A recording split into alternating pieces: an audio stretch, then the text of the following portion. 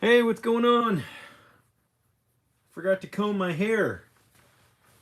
How's that? Ooh, walnut dust coming out of the hair.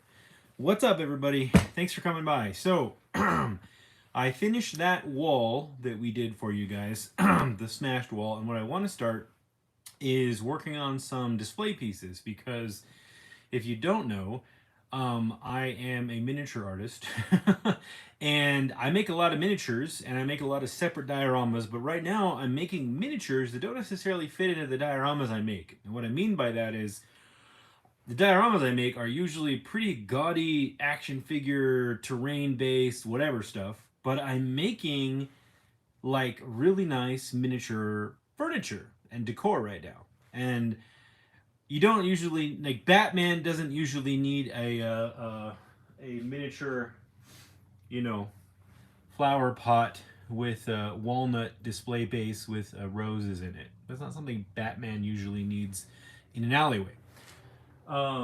So basically, I need to start working on displays for the miniature stuff that I'm making now, and all the skills they cross over entirely. So there's plenty of stuff to know and learn. But I am going to Vegas, as I've said many times. The end of February, I'll be there end of February, last Thursday through Sunday, and the retail show that's open to the public is Saturday and Sunday. I think it's the 24th and the 25th of February. It's the last Saturday and Sunday in February of 2024. So if you're watching in the future times and it's before that date, hey, maybe I'll see you there. If it's past that date, no worries. We're going to do some fun stuff. But I need to display these things so that they present nicely to potential customers, and they just, I like things to look cool if I can. So I'm gonna make some things that are sort of like simulated rooms. A lot of the folks there build whole entire room boxes. In the dollhouse world, they call them room boxes, right? Instead of dioramas, they usually say room box. Sometimes use the word diorama. We typically use the word diorama in the sort of world that we live in here, but it's all the same world, really. It's all crosses over. So what I wanted to do, because I'm not going to make a dedicated dollhouse, and I plan on switching stuff up all the time, so I don't want to take 2 years to build this amazing dollhouse, which actually is something I want to do, but not for this event.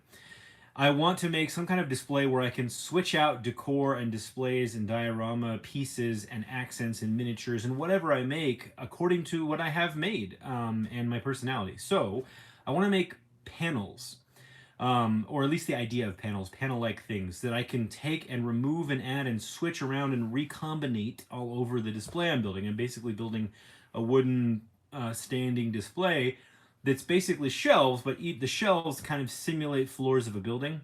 But they're very simple, straightforward. I'm going to have lighting in it. We're going to do all that on the stream, by the way.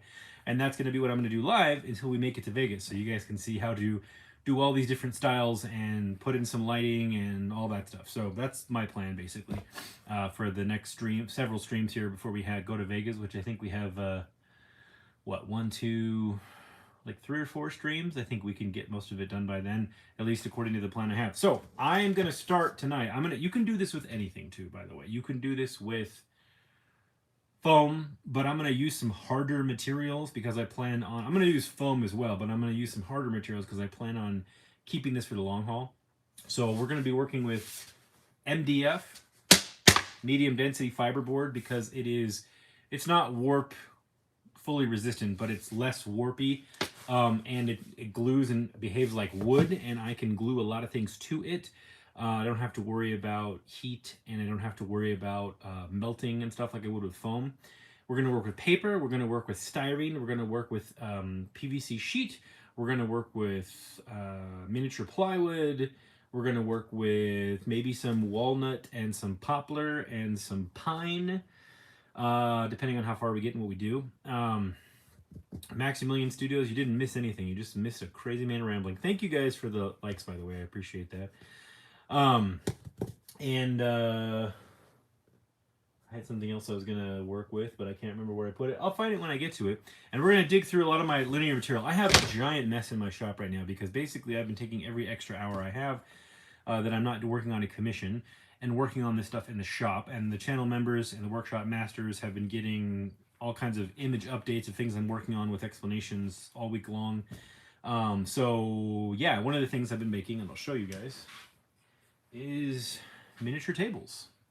I wanted to make miniature, I've been wanting to make miniature fine furniture for a long time.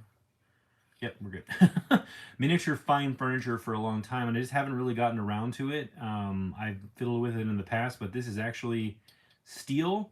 This is stained and burned poplar. It's poplar? Yeah, poplar. That has been sanded and finished by me. So you can see here, let me get this little steel rod here. You hear that? Little ASMR action. But that's actually steel that I soldered together, and finished this base. I have about 30 of these in the works of all different, they don't all look like this. They are all, every single table is completely different. I have desks, I have side tables, I have coffee tables, I have hallway tables, I have banisters, I have miniature bars, I have office desks, I have all kinds of stuff, conference room tables. I'm making a ton of stuff.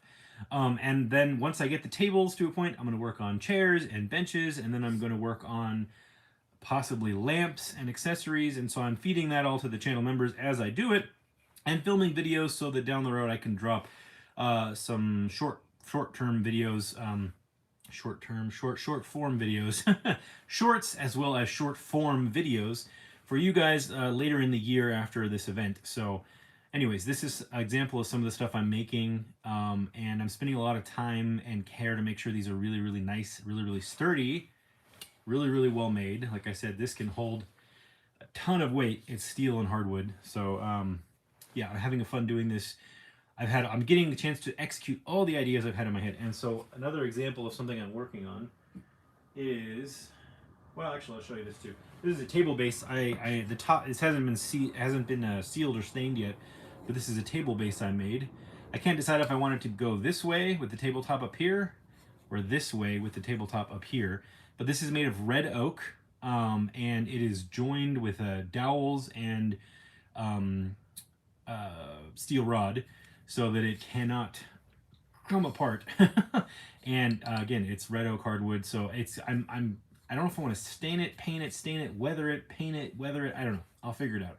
But I made a really cool tabletop for this that I have to sand and cut into an oval shape. And I'm also using another material.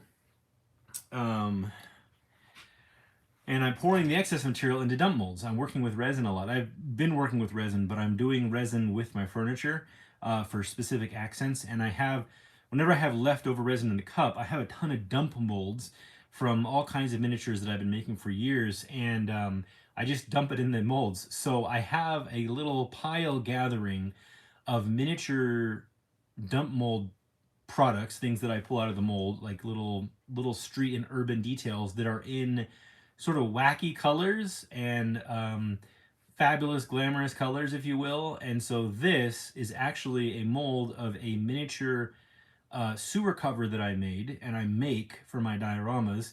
And I normally make them out of high grade, quick casting liquid plastic. But I pour the dump mold resin because I don't want to waste it. This stuff is expensive. I pour the high quality resin I'm using on my furniture into the dump molds. And so let me show you what this looks like. This is burgundy, like a burgundy sparkle color I used with the red oak for that tabletop. Let me show you.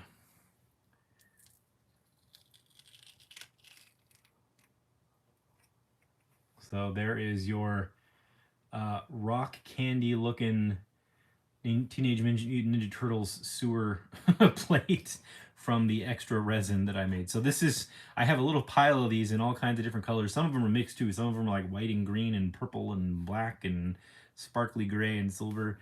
I have a little pile of these. So if you guys are interested in these, I probably wouldn't sell these. I would just give these away. But let me know in the comments below in the future times if you'd be interested in me giving those away in the future, like saving these. Because I could paint these and sell them, but I feel like it'd be a shame to like cover all the goofiness up.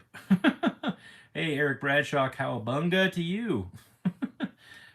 For sure. So I don't know if this is, this is like Ninja Turtles Go Glam or something, but let me grab another one. I'll show you another one really quick before I continue.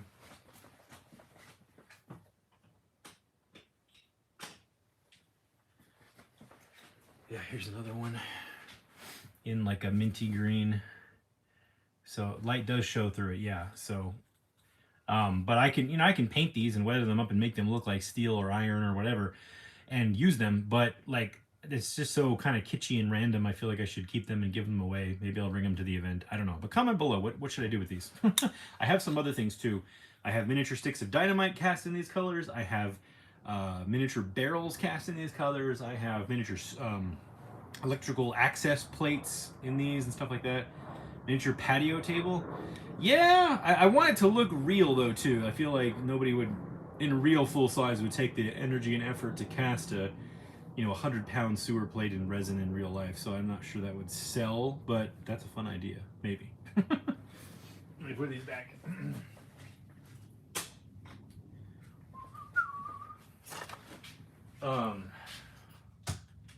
Yeah. So, where do I want to start? I don't know where I want to start.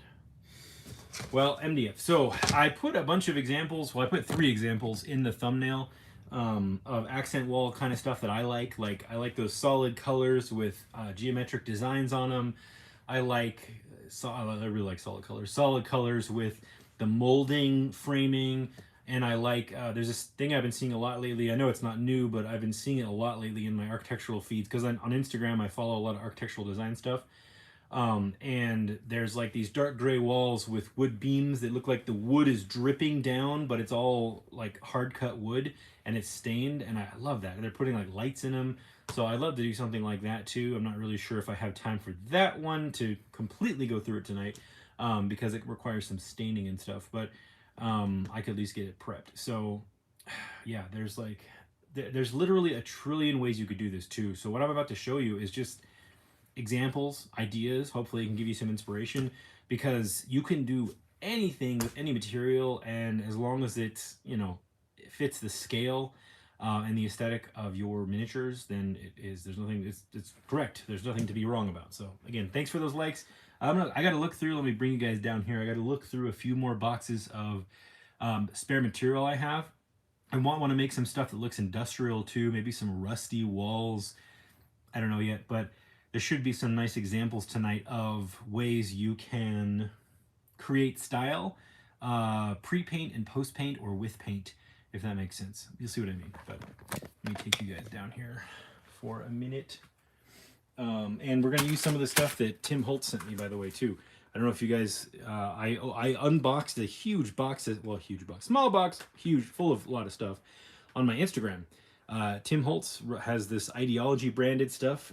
He's my new friend. He saw my Instagram stories, and we've been talking back and forth. He sent me an entire box of goodies to use, and so he sent me these. So I was thinking I might use some of these on an accent wall for some, to do some molding with. I don't know yet. And he sent me this huge stack of paper, and I might make some wallpaper or some decor accents and these cool miniature window frames. So I'm going to see if I can try to use some of this tonight. Or not. And I have some Dollhouse stuff I got down here a long time ago. What's up, Fat Red Foo? That I haven't used. And I just have been saving it for the right project, and I feel like this can qualify as the right project. So I went to, I've actually had to keep myself away from estate sales and yard sales for a couple of years because I accumulate way too much. And I went to an estate/yard sale, I don't know, 4 years ago. And there was the gentleman who was the owner of the home passed away, and he was a dollhouse builder. And I had no idea. I just showed up to the garage sale, and there was all this dollhouse stuff sitting there. And I made them an offer, and they said, sure. And so I took it all. So I have all this dollhouse stuff that I've never worked with, and I want to see if there's stuff I can try to use tonight, since I'm going in that direction. What is up, everybody? Let me see who else is here that I haven't said hi to. Troy, Eric Bradshaw, Troy Dodson, Sharon Zamboni, Michael Dumas, what is up? Nightwolf 3176, New Feature Customs, and Drunk Gizmo Customs. How's it going? Good to see you. I've been doing good. I hope you're doing well, my brother. All right, I actually have these too. I don't even remember where I got these. These are 1/6 scale folding chairs. They're plastic. me know if you guys want me to give these away too. I'll probably never use these. Don't remember how I even got those. Okay. So let's just look through this together really quick. I don't remember what's in here. This is one of those Dollar Tree desks.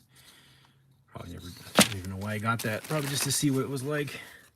Okay, octagon window. So some of this stuff I might pull out and use because I'm probably never going to incorporate it into an actual dollhouse. So I need to use it as some type of detailing.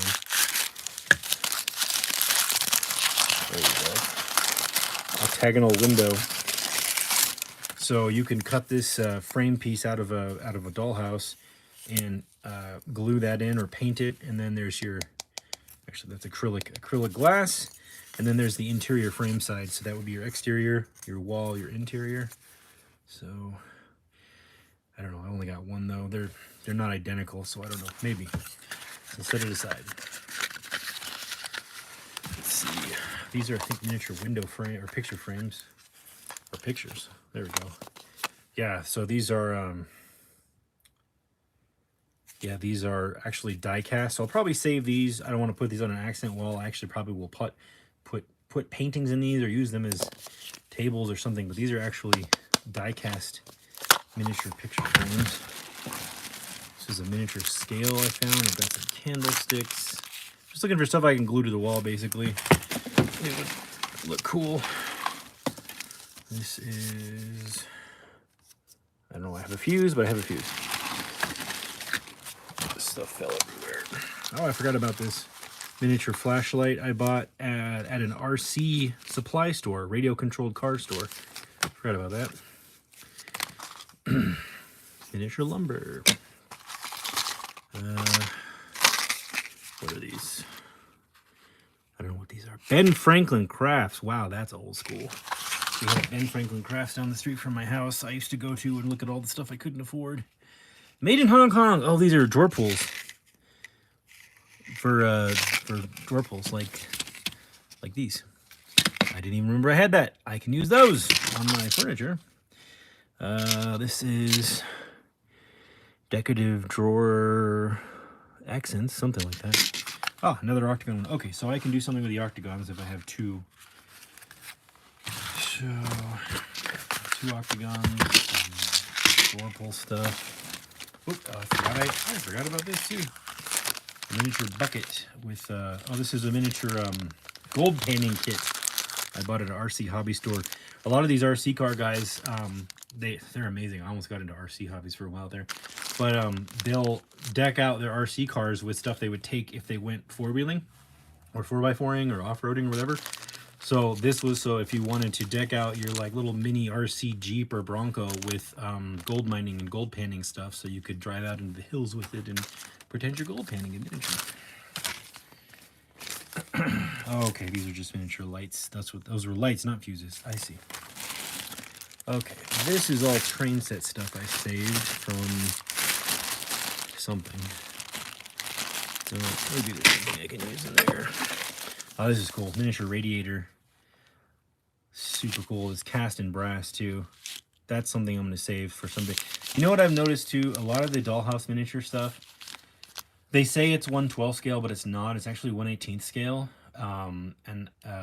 It drives me nuts. So this is actually 1/18 scale. So it's actually a little bit too small for most of the stuff I do. When I was at oh yeah, miniature train track chunks. Those are cool. When I was at IMOMA last year in Vegas, I had a lady come up to me and she saw my dumpsters and she was all like, "Those are too big for dollhouses." And I was like, "These are exactly perfect 1/12 scale." She's like, "No, they're not. You need to learn how to scale things."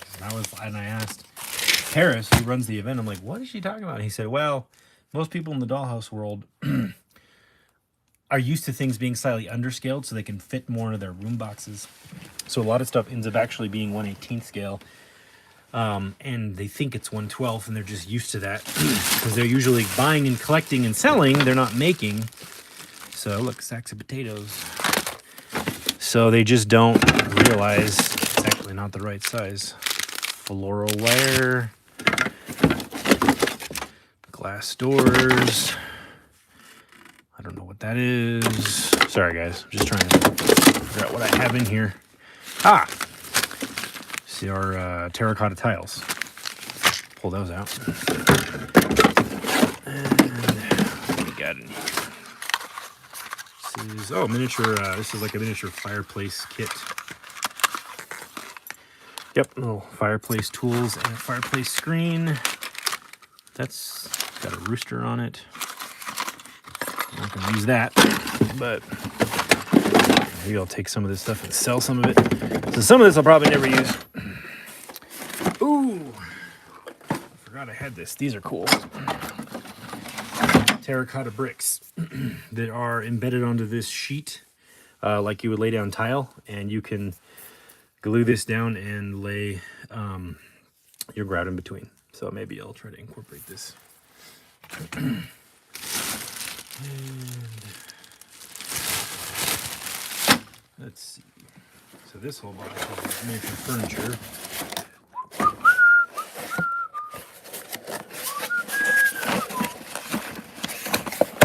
So this is like sort of your standard dollhouse furniture. Yeah, this is definitely in the 1/18th scale, I can tell. So these are pretty cool, but they're clearly 1/18th. Like you put a 7-inch tall action figure next to that, his knee is gonna be like right here.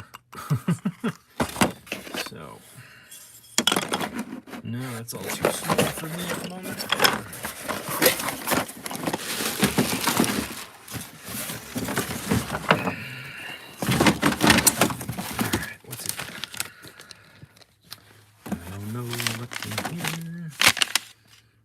It's a silverware plate and it's a plant. I don't need that. These are those plug-in dollhouse lamps and lights. I don't need any of that. Donuts. I don't know what this is. Like drawer pulls. More details. Lights. Books. Fake cash from Bodega Joe's. I remember I got that from him like 7 years ago. I'm actually making my own now. Little 1/6 scale lunchbox.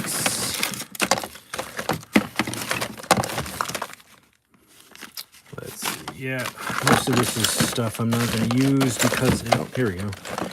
Some more frames. Yeah, I seem to have a lot of these. Maybe I will use some of these. Ah, so this is something I do want to demonstrate for you guys. This is the Dollhouse wiring electrical system.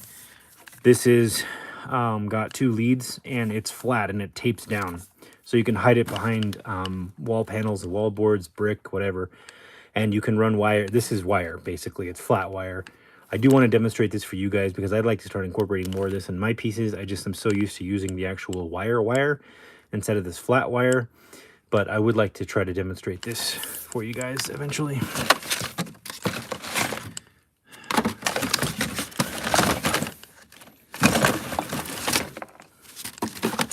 These boxes are falling apart. Miniature nails. Miniature brass hammer. Here we go. Here's the roll of the wire.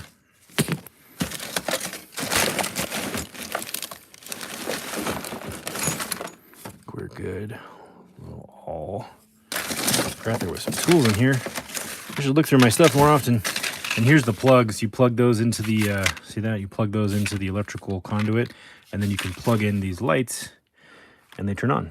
See that? There's your plug. There's your socket. There's your conduit.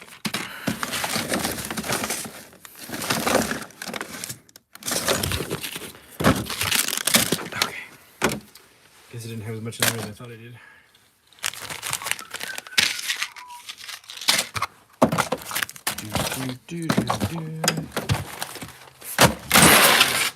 That was loud. Alright, one more box, but not of dollhouse stuff, just flat materials.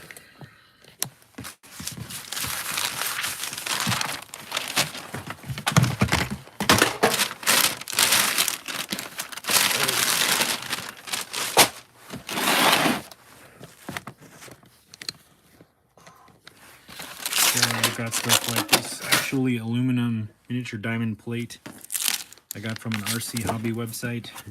Probably won't be using that.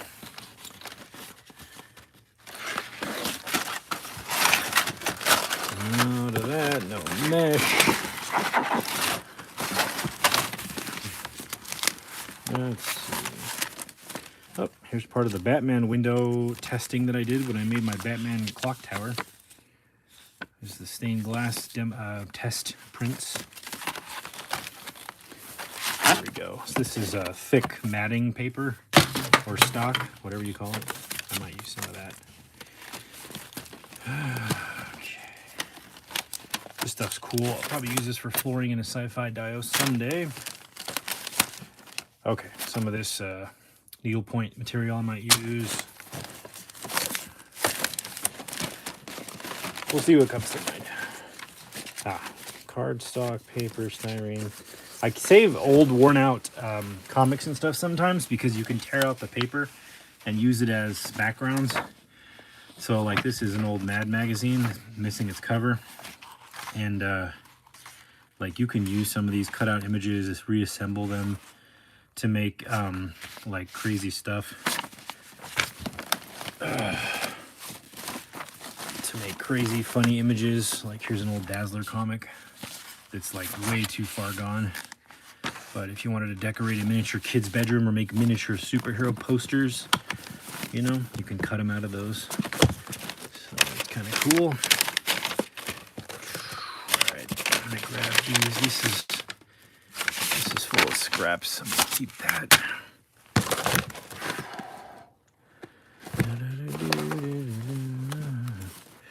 I'll pull out a magazine, see if I can do something. Don't know, some of this stuff's a little questionable, but not all of it is. Oh, there we go. So Invaders, Water Damaged Invaders, that's an old comic. 25 center. Namor, Captain America. Okay. Here. Put this in here. Hope this is giving you some ideas. This is the kind of stuff I save for later use down the road.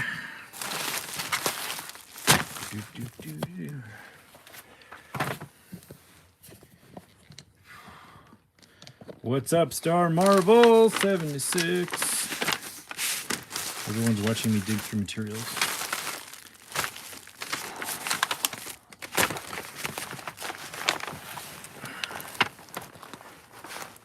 Okay, if I can carry all this without dropping it, then that'll be great. Hey, all right. Okay, cool. Oh, back just popped. All right, guys, thanks for all the likes again. By the way, I appreciate it. I know we're doing like a sort of a different type of stream today, but this is reality. This is reality in Euler's workshop. Why don't we try to do like a rusty industrial looking wall? I think that will be interesting. So with all these scraps and stuff that we have, so this is some scrap material from something I did, I don't know.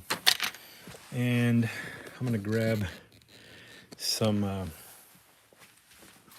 here from this.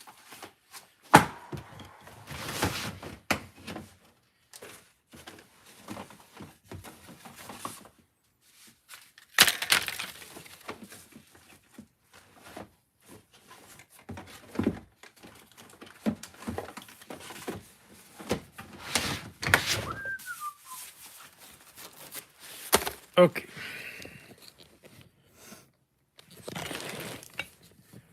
Just if you want to see how messy my shop table is.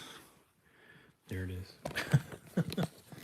That is unfiltered artistic ADHD. Okay, so I want these pieces of MDF I have are pre-cut. They are 11 by 14 inches because they're meant to replace the backs of picture frames or shadow boxes. And so they're pre-cut, which I like the 14-inch width, but this is going to be top to bottom. So yes, my apron has been through a lot. This is going to be top to bottom. And so I need it to be or horizontal. So basically I'm going to have figures in it like this, right? So that is roughly your 6-foot figure. This is slightly smaller. So maybe 5.5 foot. But that's a pretty tall ceiling. And for me to display miniature furniture in here, I don't need all this headspace. So I'm going to drop it down 1 inch to 10 inches because I'm probably going to put something under it to have a dropped in ceiling with lighting or something that's going to block it entirely. But I need to have at least a good 8 inches of viewable space to look like a room, because most your shortest ceilings in modern houses are at 8 foot, which puts it right here. That's your 8 foot right there, but that's a little too low for me. I want there to be some breathing room. So if we go up to 10 foot, that's basically where 10 inches, that's where I'm going to put it. So I'm just going to make a little mark here, take one of these away. You can pre-buy these. I could probably get a link to below in the future times. I always say that, but I forget to do it. So feel free to go. You can buy these on Amazon pre-cut. That's where I got these. Or you can buy them sometimes in picture framing stores. Sometimes it's the same price. Sometimes it's more or less. You know, it just depends on where you're buying it from. But look for, this is 1/4 inch thick MDF. You can do it with thinner stuff if you want thicker stuff. You can buy 1/4 inch and 1/2 inch thick MDF at Home Depot and Lowe's in like much bigger sheets, like 2 foot by 4 foot, which I have some of those over there. But for this project, I don't need them to be that big. I want them to be small panels that I can take out and replace. And I was worried I wasn't going to be able to find my pencil there for a sec, but I have it. Okay, so I'm just going to mark my 10 inches so that I don't go too tall. And I'm also going to mark, let's see, do I want to mark it in? Nah, we'll leave it there. Well, I was originally thinking if I make a bunch of panels like this, having some railing that I can slide these in and out of, meaning like using carpet edging, aluminum carpet edging, or which I'll show you what I mean. I have it here. Carpet edging, this stuff. Because this comes in a few different, this is aluminum channel. And so you can put this next to carpet, you can put it up against tile in the bathroom, like you have all the tile up in here, and this would be your finished edge. So I was thinking of using these, mounting these to my display back, so I can slide my stuff in like either down or to the side. So I feel like I actually might want to, I don't know, I could always cut off the excess material, I guess, if I want to. But I wanted to maybe get these because you can get them in a double-sided channel, and I was going to put those in the centers and then these ends on the sides, and you could just literally slide them up out of it. So that was my idea. So I don't know. We'll figure it out as we go. Make myself some room here. See if I can get it in front of me this time. My voice will be louder.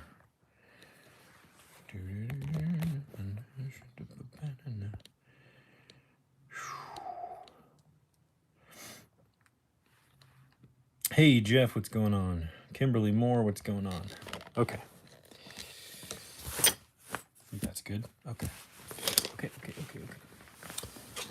Here's some of the walnut and poplar I've been working with. Like a little bit of, it's almost wanting to have quilting on it. Okay. Got this, and got this. Maybe I'll do this one. Yeah, we'll do this one. Sometimes you just gotta lay it out. So this is gonna look sort of like wainscoting. It's wainscot, not wainscoat, if you didn't know that. And I'm gonna pull a book out later too for inspiration after I do one of these, maybe to get some ideas. But I'm not going to worry about being like laser perfect with this first one here, because I want it to look like rusty grunginess. So I'm just using, because we're dealing with such a small piece, and again, I'm not using foam, so I don't have to worry about cutting the foam. I'm just going to see if I can, or if I'm can use the extents of the MDF as my measuring tool on my straight edges. Yeah, so this is packing I saved from some of the work that I do, some of the installation work I do. I always save packaging and things like that look like I can use until I feel like I have a good stock of it, and I've had a ton of this for years. So yeah, glue, wood glue. I'm going to make a pencil mark where this ends. so that I don't put too much glue above it. Saludos to you, Icky KC Dioramas. How are you? Bienvenido. I know I said that like a white guy, but that's what I am. I'm a gringo. All right. This is Titebond 3. I actually switched to this because I was using the Titebond, I think it's Titebond 2, the blue label Titebond. I love that stuff and it works great, but I was noticing with some of my miniature wood projects that I've been working on lately, the glue wasn't bonding as strong as I really needed it to. And it was curing a little bit too quick, or not curing, but it was drying a little too quick. And so this dries a little slower. This is an 8 to 10 minute. So yeah, this is takes about 8. This is stronger bond and it takes 8 to 10 minutes to get dry. So I switched to this, by the way. Drunk Gizmo Customs. This is for the displays for my selling of items in Vegas, which I'm going to make permanent display. And if it looks really cool, maybe I'll put it up in the shop somewhere. So we're making different decorative wall panels. And really, I'm going to use this for rotating out displays for selling my stuff and maybe taking shots of my miniatures after I finish them, like backdrops, like photography backdrops. These are going to be part of my traveling display that goes with me to conventions or events or whatever. Maybe if I ever get a shop that I can open to the public down the road or something, which that'd be way down the road, but maybe it's something I could put up in the shop for display. No, don't bleed onto my thing. So we're going to make a bunch of different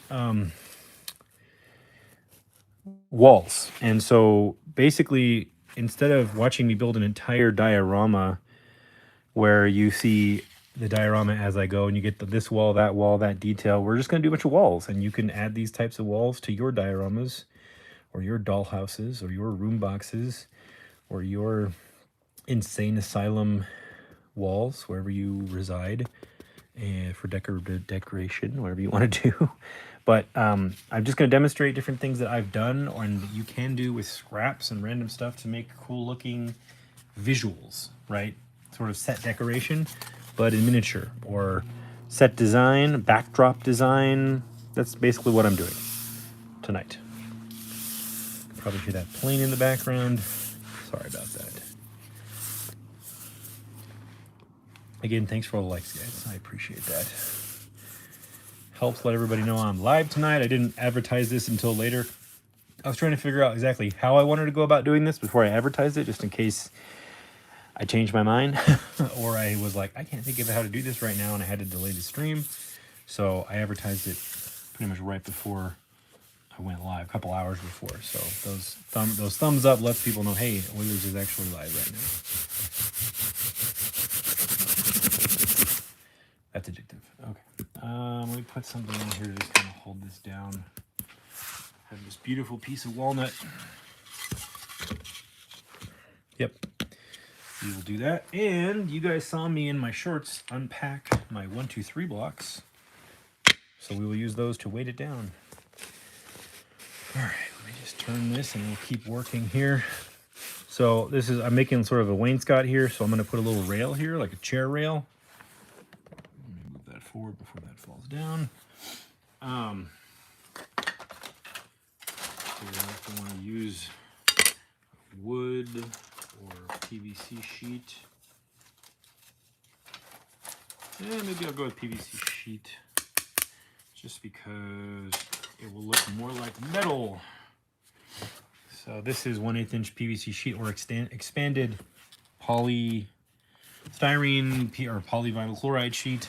I get this at a plastic supplier locally. This one over. And I get it in giant sheets that I use very slowly. Oh, my shop table a mess. Okay. So I'm just going to do a straight cut off on this here.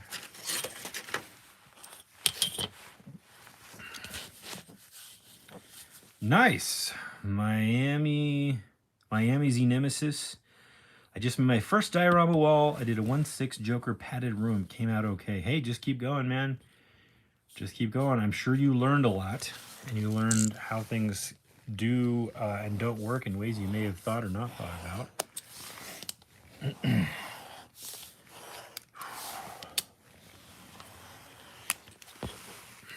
Just keep at it. So I'm just going to eyeball this. I'm not going to measure it because this is just a custom cut for this one thing. So I'm going to measure out. I'm my eyeballing measurement roughly 3/8 of an inch. I think that's going to be good. I feel like any bigger would be too big. Any small would feel too small. And this, cut carefully. Do not cut yourself. If you're cutting this, extendable box cutter, 2 or 3 passes is usually enough to get through the material. It's flexible. It's heat sensitive. It glues with super glue. And well, basically any glue that's not wood glue. Wood glue won't really work on this. It'll dry perfectly flat and then it will crack off.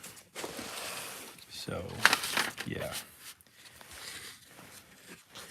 So let me get a width here on this. So if we put this right here.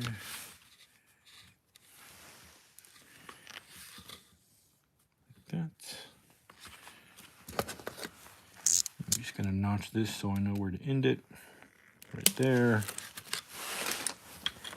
And then I'm gonna cut that off. Boom. Okay. What glue do I want to use? I'm gonna go ahead and use, again, I talk about this glue all the time. This is EPS glue. It glues everything to everything just about. Doesn't necessarily work on like heavy pieces of metal, but it'll work on everything. It'll work on wood, it'll work on everything. But I'm joining plastic to MDF here, so simulated wood to expanded plastic, or expanded chemical plastic. I could use super glue, but I'd have to, it would, if I use super glue on MDF, I'm gonna have to layer it onto the MDF like twice because it's gonna soak into the MDF. And it's gonna absorb. So I would have to lay down super glue, let it absorb, lay down super glue again, let it absorb, and then when I put glue on this, it would bond to the super glue that's absorbed into the MDF, which actually is quite strong, but it would just take longer, and I don't have to do that. I don't need it to be like crazy strong. This is crazy strong enough. So just in case you wanted to do that on yours, you know you can use super glue on MDF. You just have to let it soak into the MDF and mostly cure, so that it will let you bond to it. Because if you just, same thing with wood and super glue. Super glue does work on wood, but you have to let it soak into the wood first. So you have to do sort of a soak in layer to let it bond with the fibers in the wood. Otherwise it'll just kind of lay on top and crack off. And you don't want that. So I just ran a bead right in the sort of this angle here. So if you imagine this is the corrugated cardboard, this is the MDF, I ran the bead sort of not straight down, but towards that edge, so that as I push this in place, some of the glue would go into the corrugated cardboard ribs, as well as down to the MDF. And I'm actually going to take this and I'm going to slide it back and forth a little bit. You see I'm going this way and that way a little bit, just to get the glue to kind of spread and grip to everything it possibly can.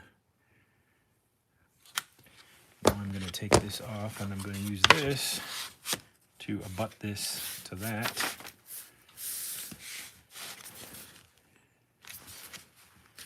Make sure that is right where I want it. Yep. So there's our little quick wainscot.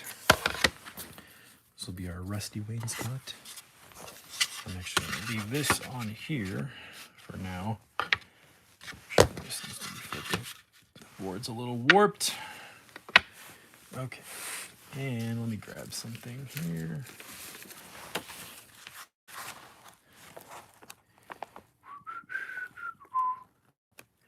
Captain America and the Invaders. Here, read this. I need to use the restroom really quick. One sec, guys.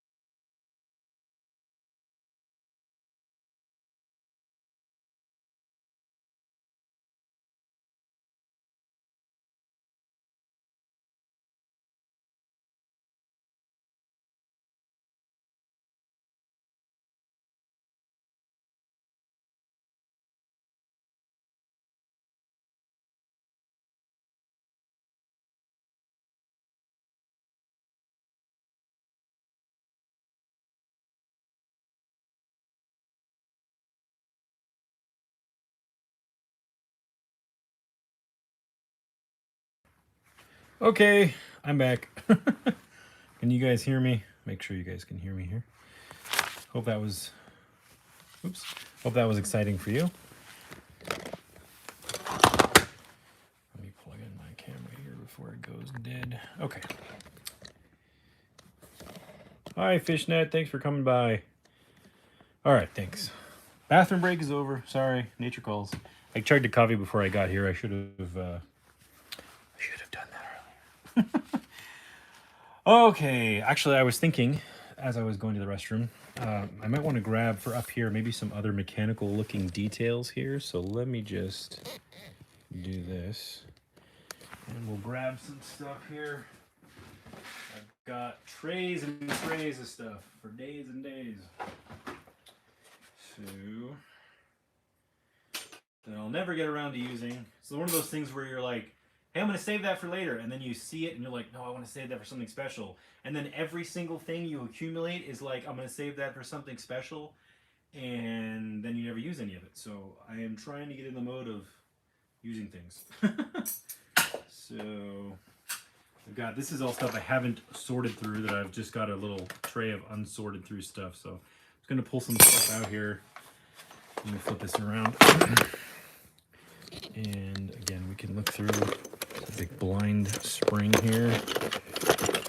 Pens, I don't even know what these are. My mother actually saw these and was like, hey, could you use these in diorama? I'm like, sure. So she gave them to me. Caps that look like engines.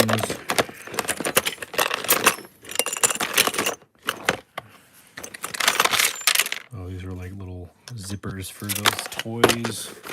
What are these? Oh, little nails. Oh, those are cool. Those are cool details. Little pin nails. Finish nails. Yeah, pin nails. So maybe we could use some of these. Look at that. There's a lot of detail there. Get some of those. And what else do we got here?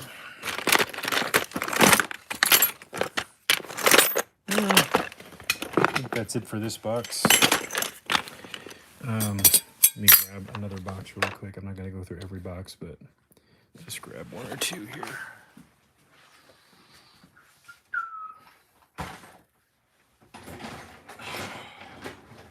Another box full of junk. This is all pretty big though. Yeah, this is like stuff for steampunk armor and diesel punk costumes. Stuff that I was saving for that. Hold on. E-clips. You can get these at Harbor Freight. Great little details.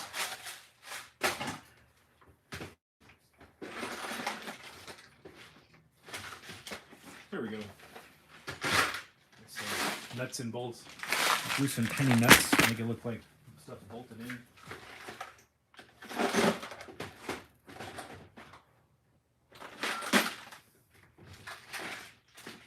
Use some of these. I got all these kind of metal bits and bobs.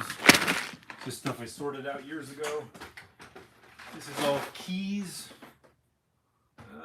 The rest of that is too thick. That's a piece of cardboard. Okay, just put this back really quick. All these boxes are full of stuff too. Don't tell my wife. She knows already. Okay. Hopefully I never have to move. Okay.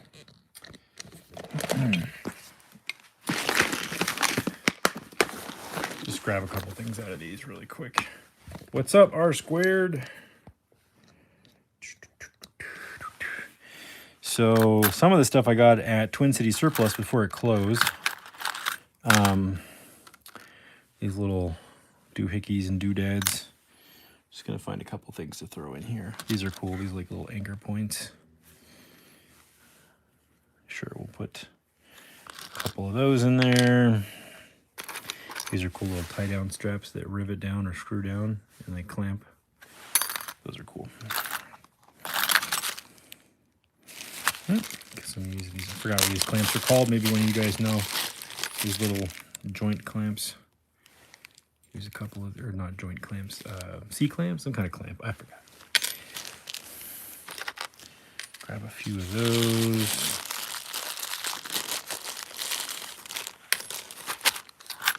Sure. Look at that cool looking thing.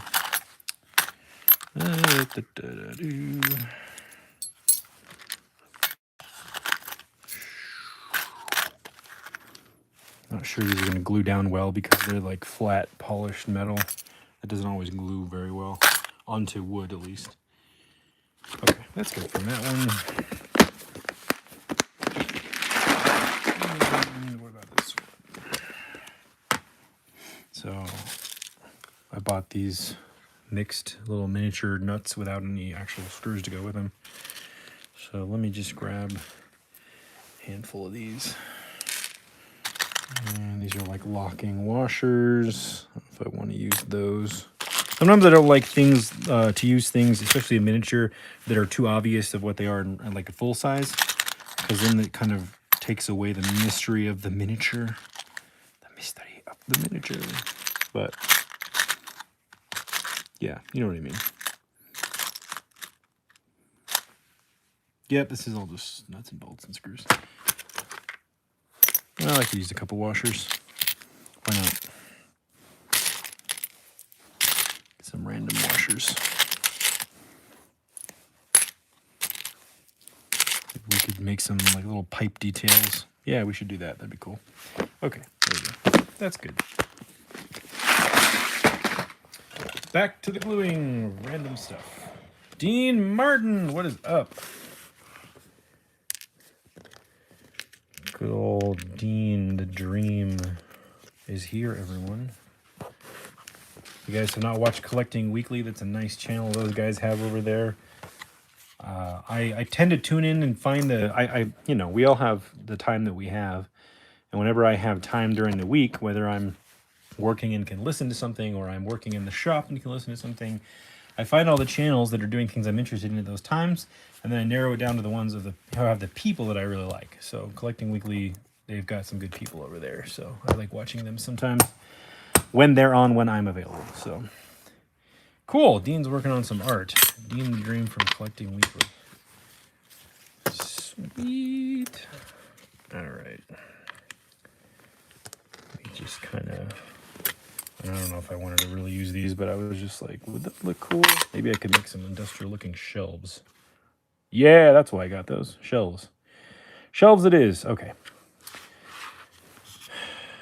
All right, I'm going to take that off of there. And let's see how much, I don't know if I want to incorporate this. That's a little too much, I think, for this, but maybe some of these. So I'm just trying to kind of come up with the layout that looks appealing to the eye. This is all going to get basically painted the same color and then rusted the same way. So this whole thing, you see all these different colors and textures, they're all going to get evened out and it will look stylistically the same once it's painted. Right now, everything's clashing, but you got to have the vision for sort of the final look. So got to figure out if I want to space these like this, like this, like this, like this. I kind of like what I did the first time. Yeah, I kind of like that.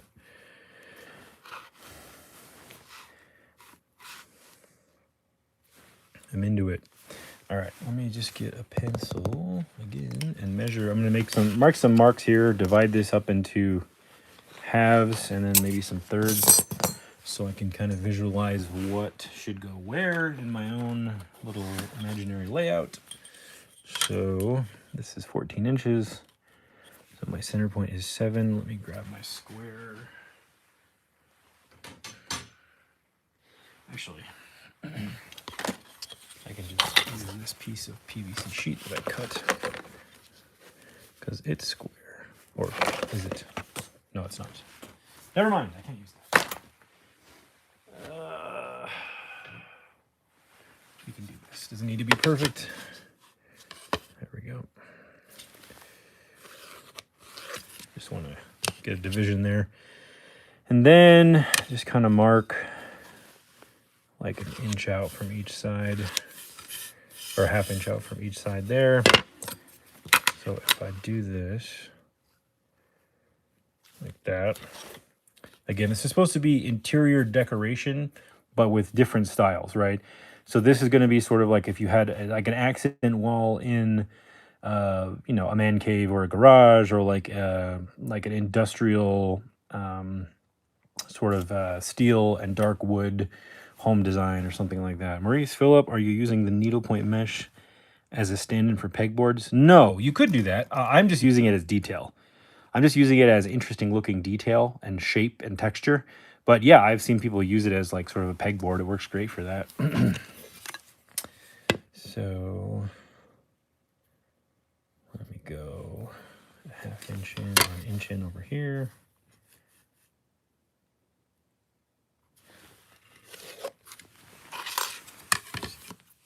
It's all coming together. And I'm just eyeballing this because, again, I want this to look a little messy. The next one we'll do will be a little bit more precise. Or what if I did them like one up and then one down? That'd be kind of cool. I like that. One up and one down, and this can be a shelf, and that could be a shelf. I like that. That's cool. Okay. So these I do want to be level with the bottom, so I'm going to... let's just set you guys to the side really quick so I can figure this out. This is... I'm just going to measure this with my smaller ruler wherever it went. This is why I'm trying to teach people how to do stuff with a messy shop table. It's not good. Oh, there's the square I was looking for. This is 2 3/4 by 3 inches. So I'm just going to say 3 by 3. And my space above here is 6. So I need to go 1.5 up, which is right there. If I just mark, that's where the bottoms are of those. And then I go 3 inches up. I'm just kind of finding a center point based on my vertical measurement here, which is about 6 inches. So 1.5, 1, 2, 3. That's my top. I'm just putting it here, and I'm just visually lining up my ruler with previous marks I can depend upon just to do this quickly. Right? I could measure every little point, but I'm not. It's just not necessary. Like that. So now I know that's my top and bottom of that.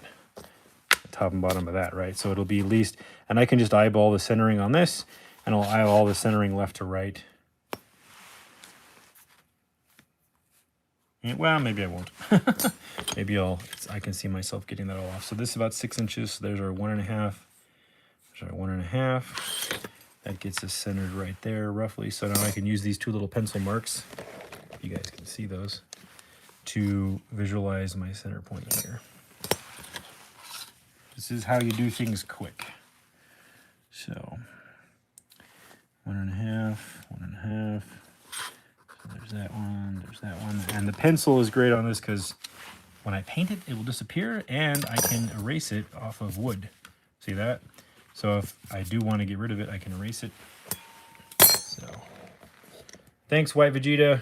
Have a great night and have a good week. Okay. One up, one down.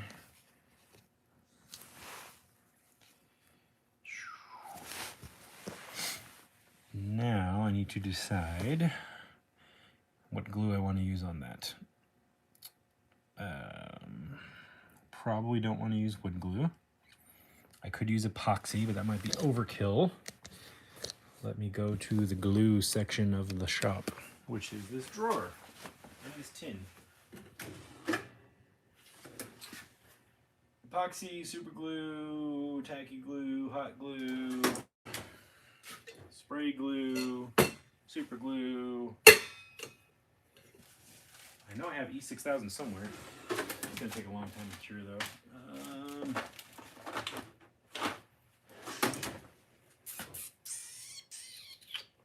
Well, I guess we're going with epoxy. We're gonna use epoxy. Epoxy, lady.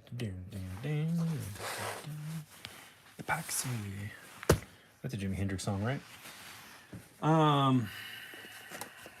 This was the one. All right, I'm just gonna mix up a batch of epoxy here, spread it on the back of these, and we'll use epoxy. Or do I want to to use epoxy. I'm just trying to make sure it bonds to the metal really well. Like I said before, this doesn't necessarily do well with heavy metal that's got a flat finish on it, or a nice finish on it. It tends to want to dry and then pop off. The epoxy should work. Forget it. We're going to do it. And if it falls off, I will super glue the epoxy back together, which actually works really well, by the way. If you use epoxy and you get epoxy on two things and they come apart, super glue the epoxy back together, works great. This is the Bob Smith Industries stuff. You can get in 2 parts. I like this because it's cheaper and it's more, and you can mix them up separately instead of the syringe type. I do have the syringe type. It works great. It's just we're dealing with the syringe. It's kind of annoying. And I'll put a link to this stuff below. I use this stuff all the time. Actually, these 2 bottles have lasted me quite some time. I usually have to buy this set of 2 bottles probably every 6 months. And I think this has lasted me a little bit longer than that. So equal parts. I always mix up too much of this too. I'm probably going to mix up way too much of this. Get you the epoxy resin close up here for full effect. Come on, come on, come on, come on. Do the things. Almost there. There we go. I love the smell of toxic chemicals in the evening. Reminds me of my days as a crime boss. I was known as the Joker. All right. I'm just using a toothpick to do this. I use scrap cardboard and toothpicks all the time to do this. I have a whole box of scrap stuff under my shelf edge here, and if I run out of ideas with what I've already grabbed, I'll pull that little box out and try to figure something out. This stuff cures in 5 minutes. That's why I like it. Well, hardens in 5 minutes, cures overnight, I think. But it's like it won't come off in 5 minutes. So you have, from the time you start mixing it, you've got 5 minutes. So you better make sure the amount you mix up and the stuff you're putting on, you can get it done in less than 5 minutes. Excuse me. All right. Just going to get some on the toothpick and spread it around.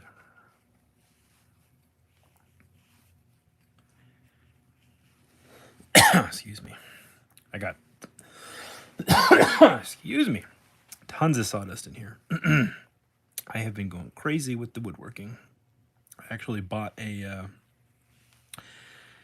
stationary belt sander. I've never owned one. I've just used either hand sanding, belt sander, rotary sander, like a handheld belt sander. But I bought a stationary one finally. I got a cheap one because I didn't need like heavy amperage or torque or anything. I got a cheapy one from Harbor Freight, but it works great. It does exactly what I need. And I have like 4 different grits I'm going through, sanding stuff.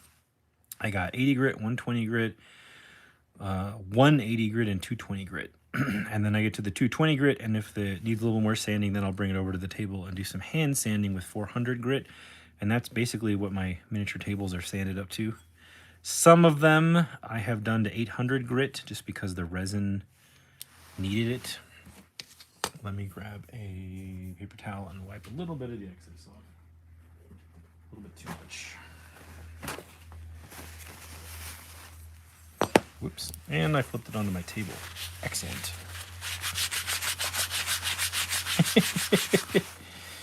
Oh boy. Okay. I'll clean that up later. Just going to get it away from the edges so that when I push down, it doesn't squish out and ruin the prettiness of my piece here. All right. Let me just spread this on the other one. And then I will place them on the piece.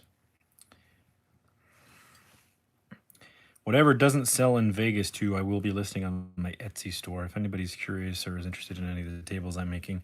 I haven't posted a lot of them publicly yet. I posted a quick reel on Instagram with what some of the tabletops look like. See, this is already getting really thick, but it's still, I can still work with it.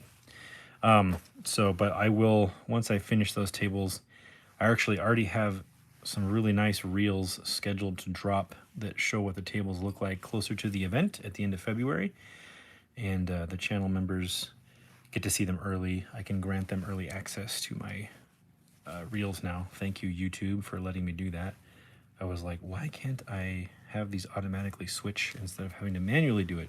It's driving me nuts because I was forgetting to drop content on the days I wanted to drop it, because I cannot remember to do that with anything in my life. But now they gave you the option on YouTube to preload content and then schedule the drop. And so I've been doing that for channel members. They get to see everything as soon as it goes up.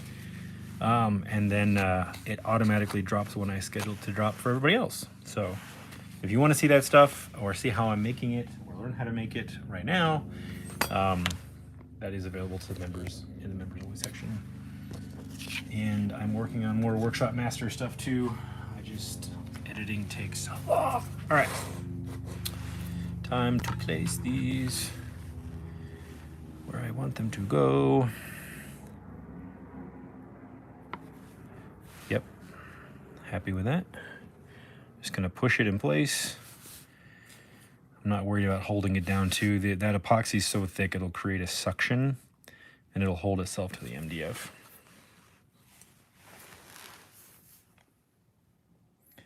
I don't need to put weights on it, at least for this small of a piece. If it was bigger, like big boards or something, I would put weights on it and clamps. But it's a small piece, and it's got these grooves cut in the metal, so there's relief. They're kind of like relief cuts, so that if anything warps or the MDF moves with the glue, this will kind of, these little cuts will relieve that tension and not pop it apart as it's drying, if that makes sense, or curing. That's a problem with glues and resins and stuff. As things cure on material to material, especially if they're two different materials, these are going to behave differently with the atmosphere, with humidity, with temperature, and they may want to warp away from each other. But with this epoxy, and this has like relief cuts in it, it should be fine. So I'm not worried about it. As long as the epoxy, I mixed it up thoroughly. I am going to pick up some of this gunk though that I got in here. I got some little bit of squish out. I don't know if that's the technical term, but that's what I call it. A little bit of squish out that I don't really want to be visible. I don't mind a little bit of it. And I'll probably sand this all too. I'll probably sand it lightly so that everything kind of evens out. If there's like little random burrs of glue that dried or sticking up, and I don't want them to be. So this one I put a little bit more on it than I really wanted, but that's okay.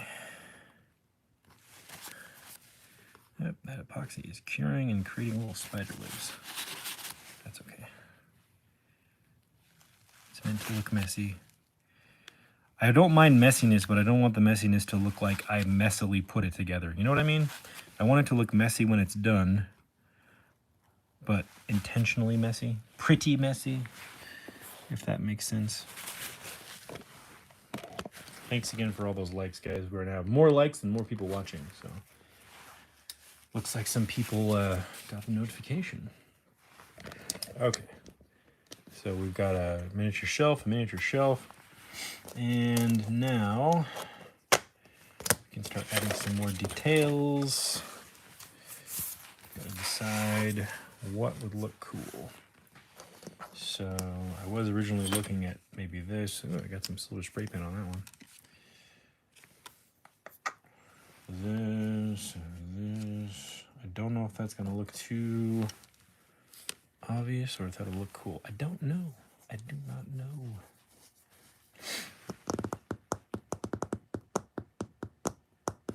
Maybe I don't want to do, if I do it too evenly, like I do 1, 2, 3, I feel like that's gonna not look, give me the feel that I'm going for. So I feel like I should go for not entirely even, like this, like 2 pieces. Oops, here we go. Now we're talking. Like something like this, yeah. Something a little haphazard. So we'll just figure out what that is as we go here. This stuff is great because you can just cut it with scissors. Provides a lot of textural detail. I see a lot of people using it to make like walkway floors and dioramas. I'm not crazy about that unless you can build a really strong underframe because it's so weak. But for decorative purposes, it does a good job of selling that. It also looks great in front of and behind windows as like bars, little miniature windows. And then cut this right here.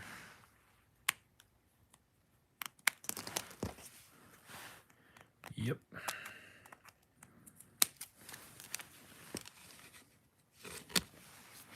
And then maybe, what, another piece. And cut this off. I don't want these stragglers out on the edge there.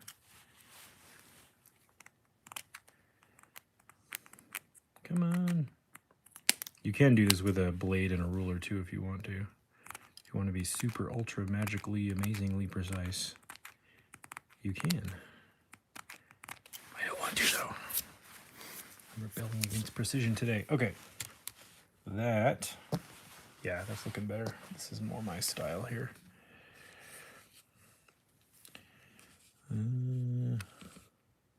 Yeah, kind of like that. I am a fan of that. So this one, I think I'm going to use spray glue.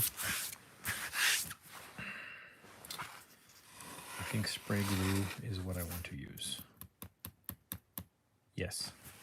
And I'm going to do something creative though with the spray glue. Let me take the burrs off of this one here before I proceed.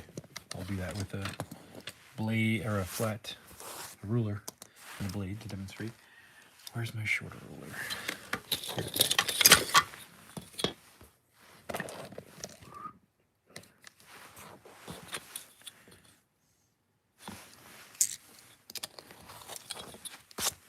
Ta-da!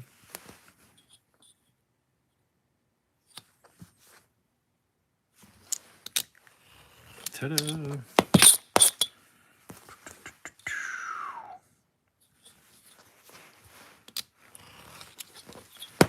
Those are kind of cool. I wonder if you could save these little cutoffs and use them for something.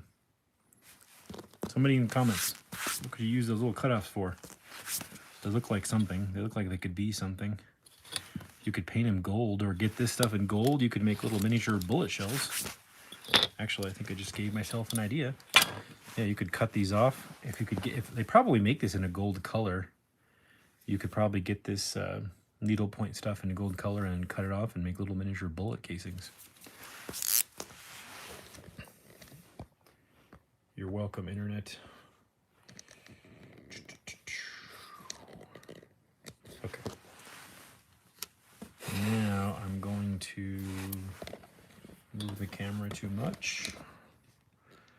And I'm going to trace these.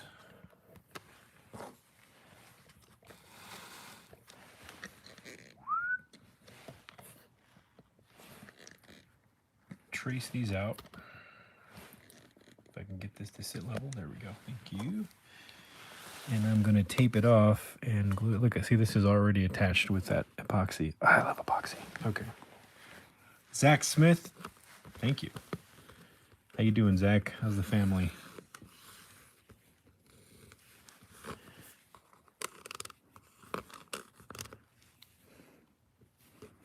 Okay. I'm going to have to do this way. Okay, a little tracing of that.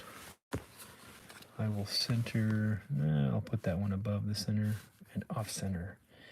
Yeah, let's go punk rock. Let's go off center. Fight the power. What power? The power of people thinking everything needs to be. The power of type A personalities and OCD people. No, I'm just kidding.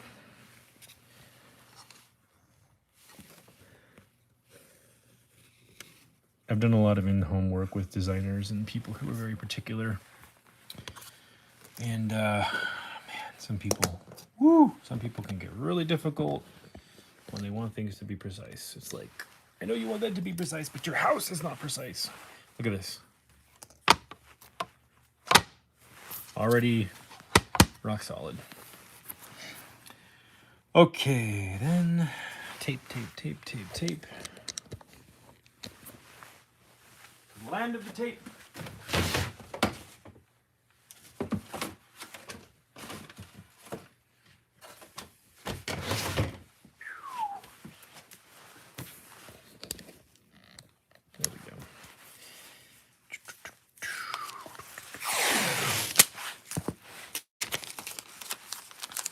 now I'm going to tape off what I don't want to get covered in spray glue on the diorama.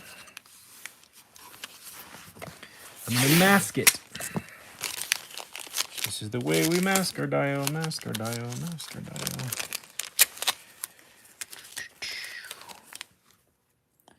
Shoo-da-doo-da-doo.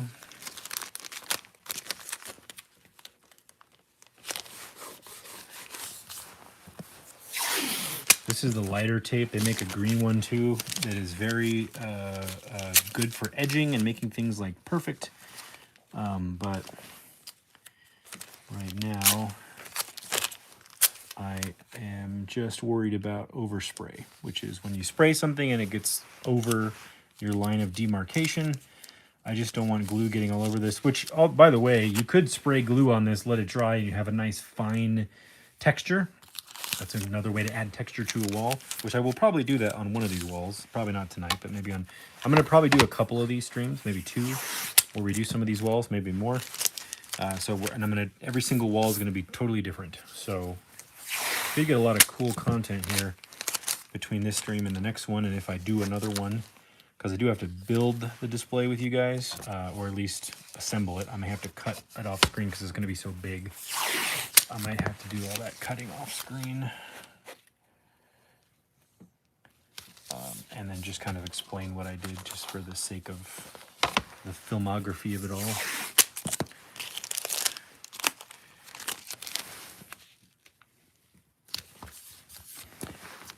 I've heard Adam Savage recently brought that up in one of his videos where he talked about using the spray glue Super 77 to create texture on things, which I have done that. I have used Gorilla spray glue. Any spray glue will do it. But it's like, sometimes it's nice to watch other people's videos where you're like, oh yeah, I did that a long time ago and I forgot that was a thing you could do. So, I don't really like, I'm not crazy about Super 77 though, because the can always has so little in it. It really doesn't have as much glue in it as you might hope. And I find the Gorilla Glue spray glue and the it's called 303 spray glue that works on foam as well. That has way more glue in the can and it lasts a lot longer. The Gorilla Glue though, it does have a tendency to clog up faster, but as long as you wipe it off before it starts to dry, I hadn't really had problems. It does tend to clog up a little bit. So maybe that's why they like Super 77, because it doesn't clog up as much in the film industry. But there's way less glue, and so I don't have a $100 million budget for glue, so I have to save as much as I can, and I don't mind wiping away a little bit of clogged glue to save myself, half the cost on glues.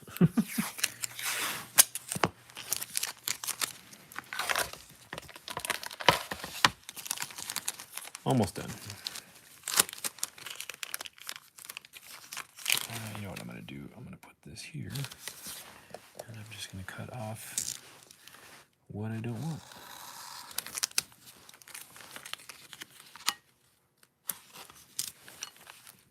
My line of demarcation.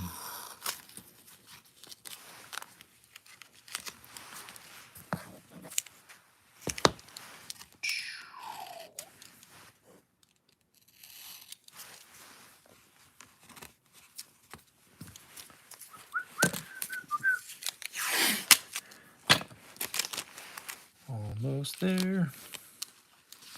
Dun, dun, dun, dun, dun.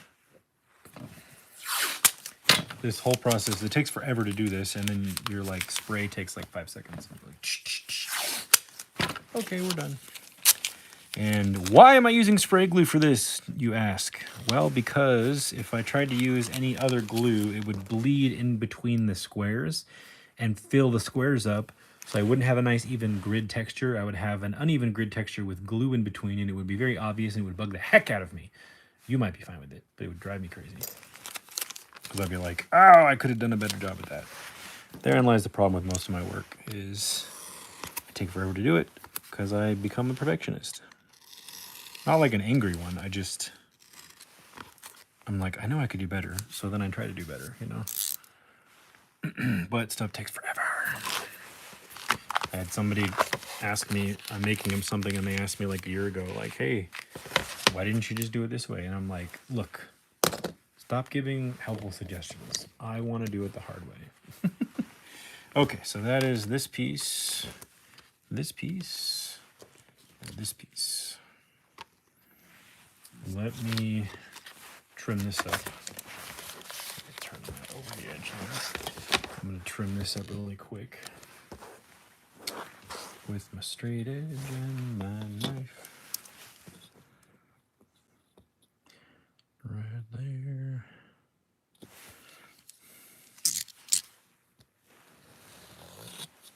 Look at that.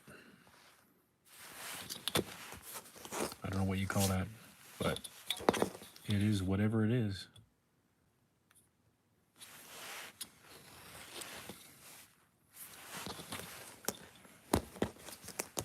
Here we go again. Uno mas.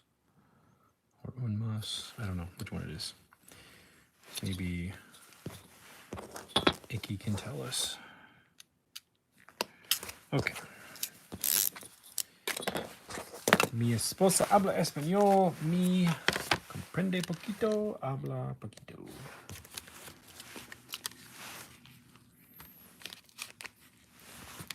All right, I keep spare cardboard under my shop table for something like this, a spray gluing thing. Let me grab a piece of cardboard here. I have one that's big enough.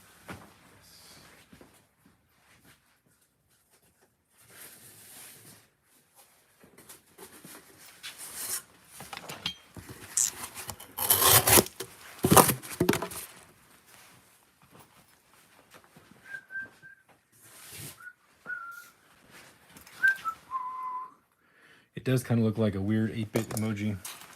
Okay, so I'm going to take these and I'm going to flip these over because that's the side I want to spray. And now I know when I put them back, they flip over, just so I don't get lost in my spray process here. I'm going to go ahead and just do this right here. I'm going to use this Gorilla Spray adhesive. Hopefully it's not too clogged. You see that? We get that. This is what I was talking about. But if you wipe it away from the cap before you put it away, and then you can just peel off this stuff like this. It's totally fine. Like, this isn't sticking to me. It's cured. It's just like full of air bubbles, so it's squishy.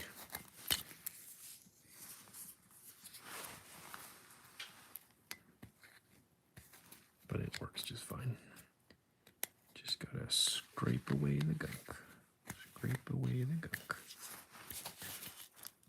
This stuff works on pink foam, by the way, and open cell styrofoam. I believe on open cell styrofoam too. It won't melt it. If you spray both sides and then you slap them together, the foam will not come apart. Okay, so I am going to hold this over here and just shake it up.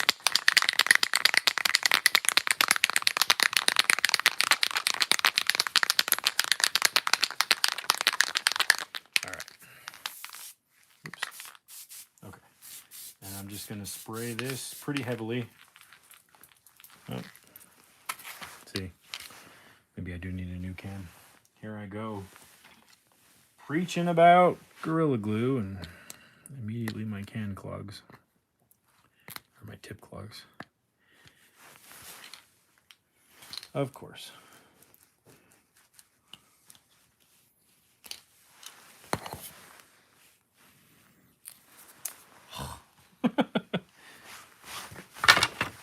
Okay, maybe I gave some bad advice. I should have cleaned it more thoroughly.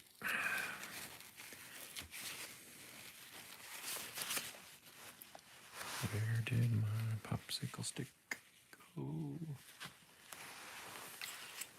Just use this toothpick here.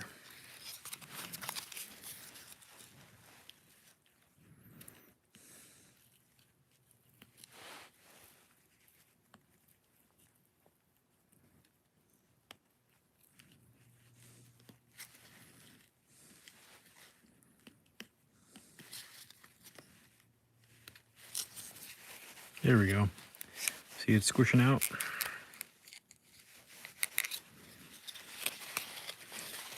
Hopefully it will come out. I might have just clogged it worse, but we'll find out, won't we?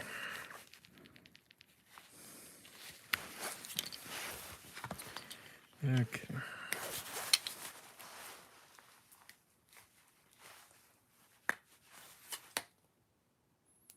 Almost.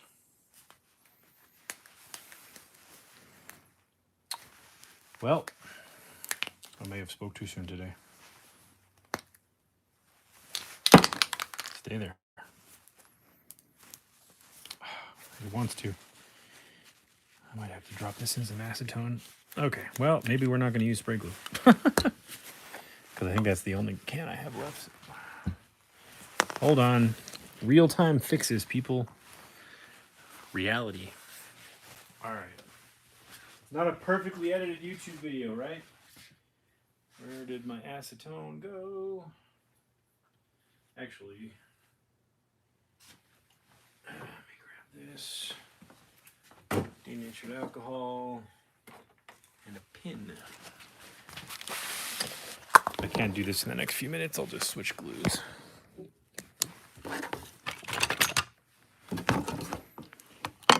I'd rather not use acetone because that will also melt the cap.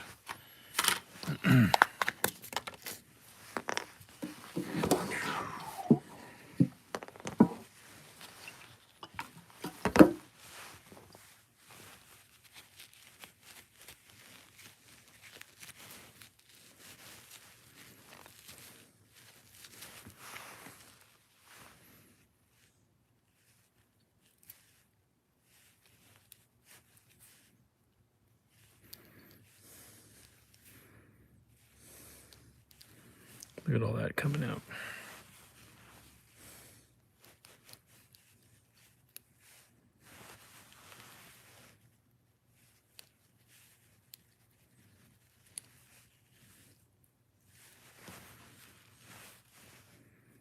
I have other caps, but I'm not sure if they will work on this.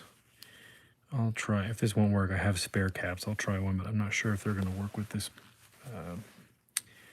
thingamabobber. I bought a bunch of spare caps for different canisters a while ago, and they've been extremely helpful, especially when I have paint cans that are full of paint that dry up because it just sat too long in a cold shop and I didn't shake it enough or something, you know, because that happens. That needle is now a waste. These are sewing needle pins I keep for holding foam together. Okay. If Jeff is here, he probably knows a good way to clean a cap. But he might not be able to be here still. Jeff is a graffiti artist, so.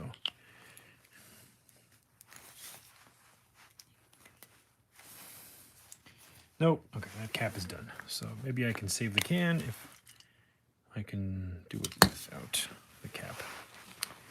All right, all right. We'll learn something today, won't we? Put this in my trash over here so I don't step on the needles. Oh, my spare caps are over here, I think. Yep. Let's see what we got.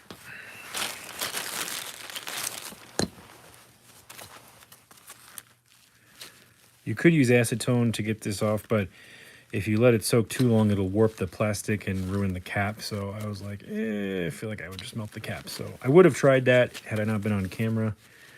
But I don't want to make you guys sit through this for too long here. The denatured alcohol is pulling the glue off. I'll use it while I have it to clean up some of this epoxy that I spilled on my cutting mat. There we go. Okay. These will fit. I don't remember which type is which because these do different sprays. I don't think that they tell me.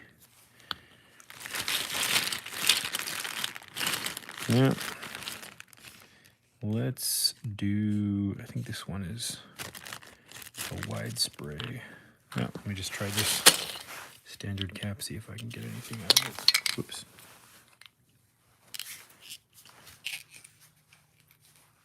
Here we go. There we go. Haha. There we go. Okay. Lovely. Got it working. All I had to do was switch caps. Get spare caps. I got those caps with an order from Custom Spray Paint from, oh, what's the name of the company? These guys, Evolve. What are these? Connect 4. This company. Connect 4. I ordered these custom water-based spray paints from them and a bunch of extra caps.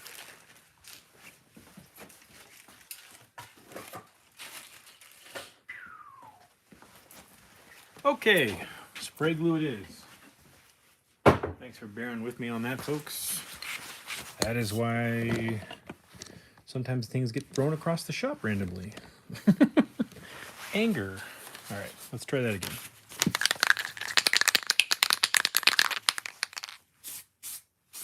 Ooh, that's nice. That sprays really nice. That's a good cap. That's way better than the one this came with. Okay. Now we will spray this piece. Spray both pieces.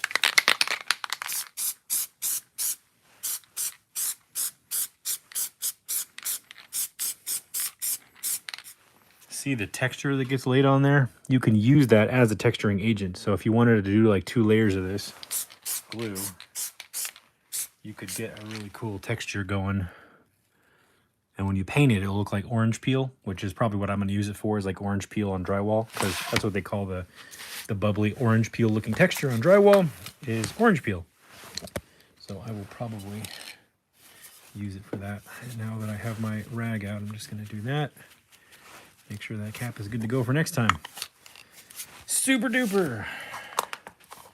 All right.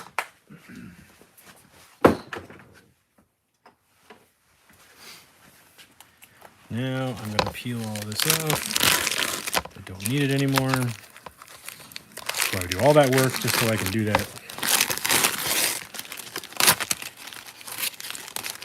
But it's worth it.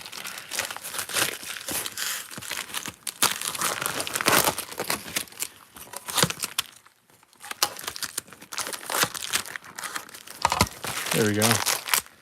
Got some spray glue Tetris going on.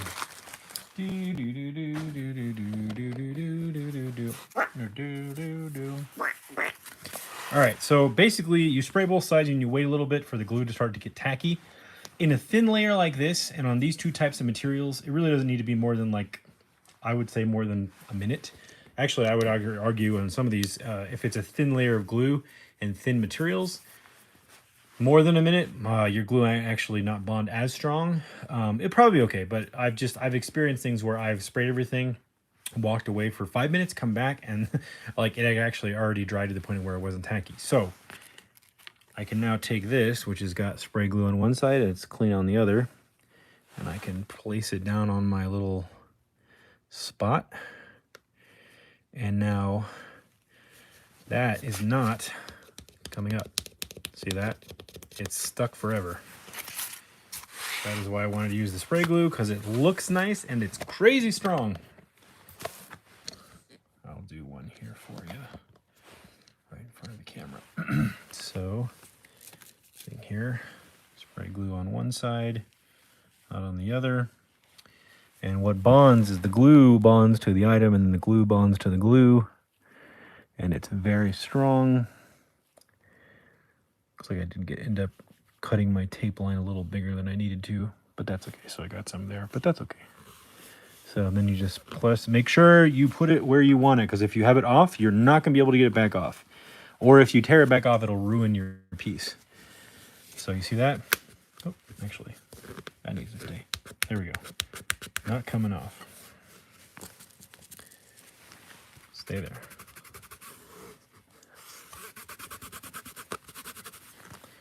Same thing here, glue on one side, not on the other, and glue over here. Should be tacky enough to place. Make sure it's where you want it, and then push down.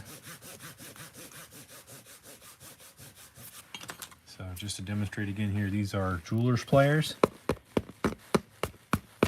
It's not moving. It's there forever. And you see all the little patterns there? That's another way you could create a texture pattern. Lay down something with holes in it, spray the spray glue, pull it off, and then you've got another texture. Actually, I'm curious what that will look like if I painted it, or if I had laid more. I might save this and paint it just to see what it looks like. I've never done that before. Okay, so now I'm going to use some of these for more texture. These little pin nails here. Where should we put these? You can cut these too with pliers if you want. Decide where I want these.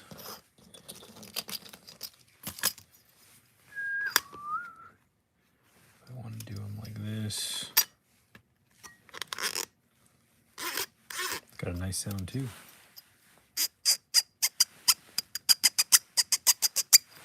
Fun! That looks cool. We've already used 3 different types of glue. Wood glue, 5-minute epoxy, spray glue. This is a glue stream. I should turn this into a how to use glue video. Maybe I will put this. All right, so I'm just gonna start gluing stuff down. Thank you, Few. Thanks for all the likes, guys. We have more likes than people watching, so people dipped in and give it a thumbs up. They'll come back later, I assume. I'm gonna use this as just a little bit of a different texture. This is more squared off. I incorporate this somewhere. Not sure where yet. Just pick these up.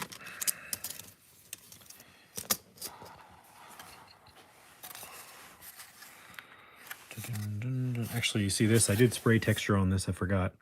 This is actually a spray-on stone texture. I sprayed on this to look like it was sprayed with like a fire-resistant treatment. I use this in my Batman alleyway diorama. Now that I see this, I remember what this is from. I cut this off, and this is used on the ceiling of the dock so that it looked like it was sprayed with some type of insulation. Okay, I think I want to put this right here. Yes.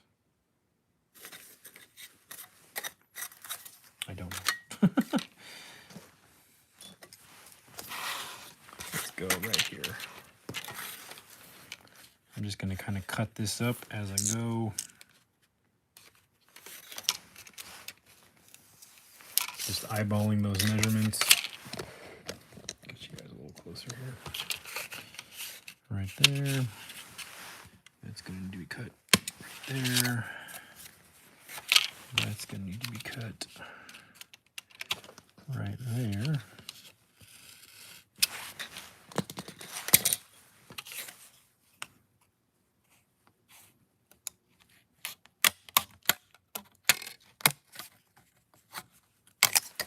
Save that for somewhere else.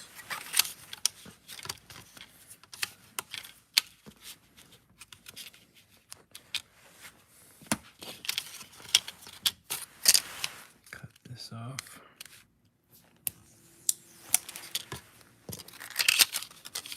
There we go. And I'm going to use a Sharpie because Sharpie writes better on styrene. This is heat molded styrene. So I'm going to just draw this, basically a line here.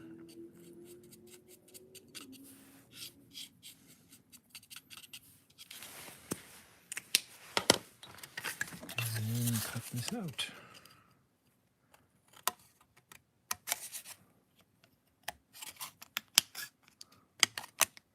See if I can kind of get that curve in there. Probably going to be hard to do, but that's pretty good. It's not perfect, but that's fine. Nothing ever is. I'm going to straighten this out a little bit, though.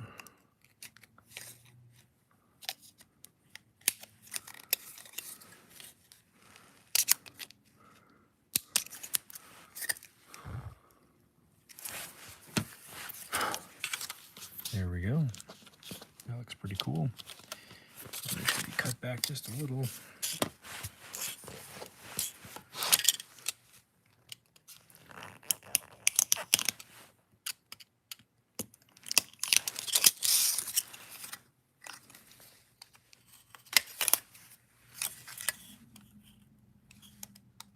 I'm in the zone right now. Sorry, I'm not saying a lot.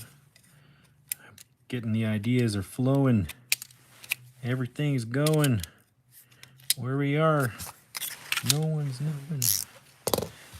Willy Wonka. No. I didn't say that right, did I? What's the quote when he's going down the boat in the river of chocolate? I always forget it. I used to know it. I would love to make a Willy Wonka diorama someday. I'm sure I will get around to it in the future. Cool. All right. This one, I'm going to go with the EPS glue. I'm going to bend this back a little bit. And this one, I'm going to place the glue on the MDF sheet here. Get you guys an angle you can actually see.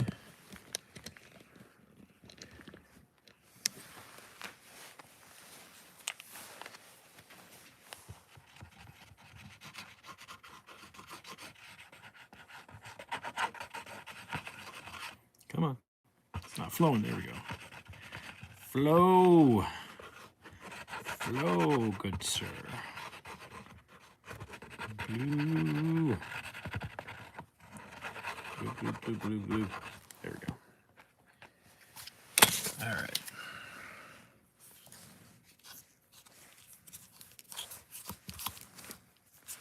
Again, I'm going to kind of rock this back and forth. This glue likes that. When you kind of rock it back and forth, it spreads out and creates sort of like little ribbons of tension and kind of sucks everything down. I love it. And I'm gonna, since I have my wonderful tape of amazing magicalness, I'm gonna use some of it right here to hold this. This wants to curl up a little bit, so I'm just gonna do that until it's cured.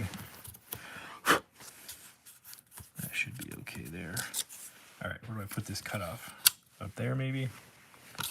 Or like right there? Yeah, that looks cool.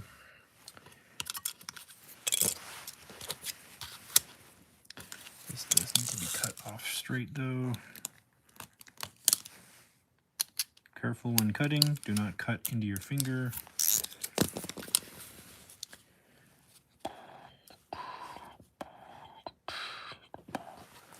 All right, same thing. Just put a little bit of this glue. I'll put it on the back of this time, just for kicks.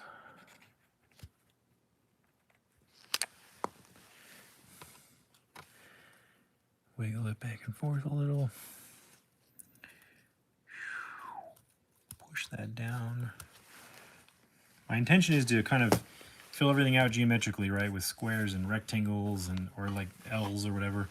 And then any like remaining open spaces will get little slivered inserts of like cutoffs, round things, whatever, to create interest. So for the sake of balance, I'm going to put another piece of this over here somewhere. Maybe not as big as this. Maybe facing the other direction too. Yeah, that fits perfectly right there. Should just put it right there.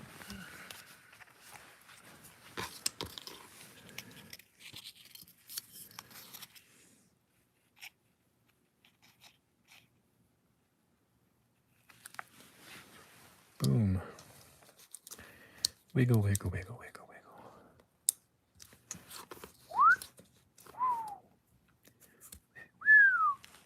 There we go. And I don't mind layering things over each other, one another too, like that. I probably will do some of that here. I just want to kind of get a base layer down. Okay. What else did I have that I wanted to incorporate?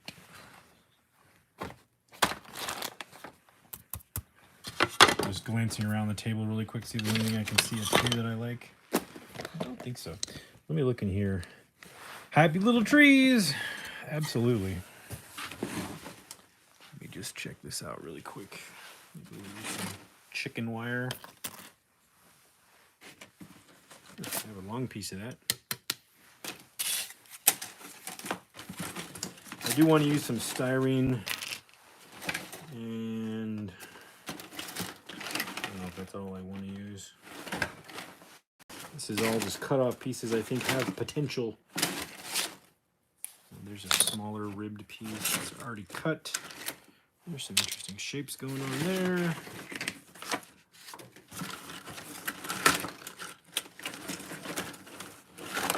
There's something.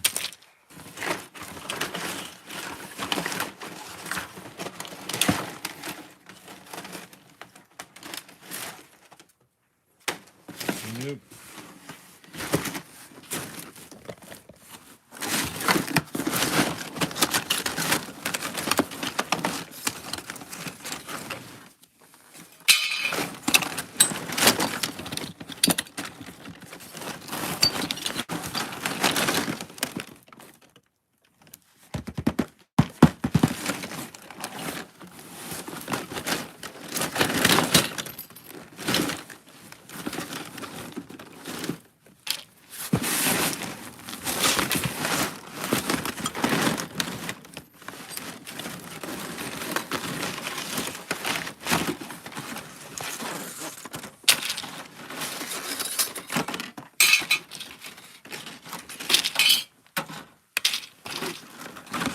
Okay, I got some ideas. I've got the lovely bunch of ideas. I don't like this. Put that one back. All right. Let's get creative. All right. So this is poster board. Actually, I'm sorry. This is comic book backer board. So if you have comic books and backer boards that are stained, save them, because you can use them to add detail to dioramas. Save them.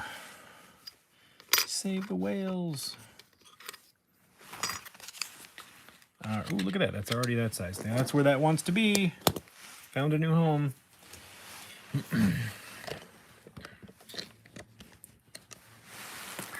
All right. I'm going to fit this in here like I did the last one.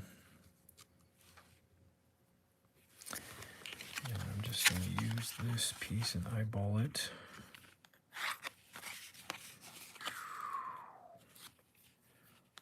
Like that. There's a little bit of a fillet right there.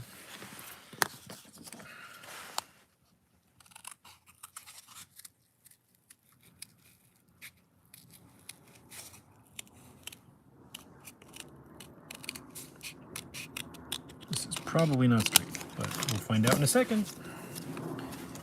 No, it's not straight. That's okay. I'm gonna cut this one a little bit. Like this. There we go. How are we? Are we there yet? Maybe just about. Pretty close. A little bit more off of here. Just going to kind of mark with my pencil what I need to remove right there.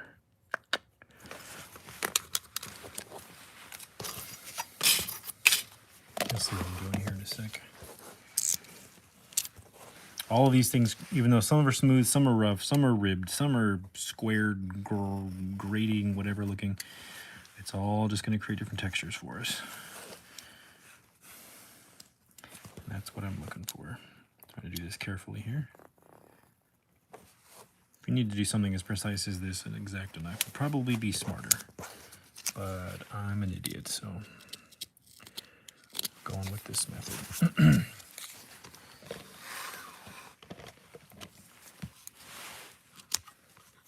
Pretty close, pretty almost. All right.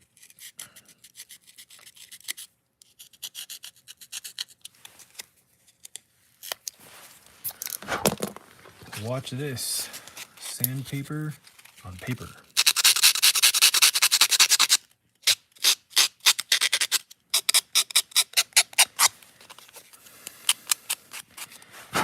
30% of the time, it works all the time. There we go.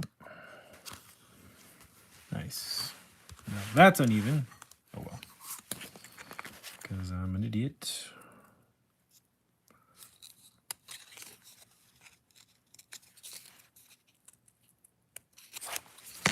Okay, probably should have just done a square corner.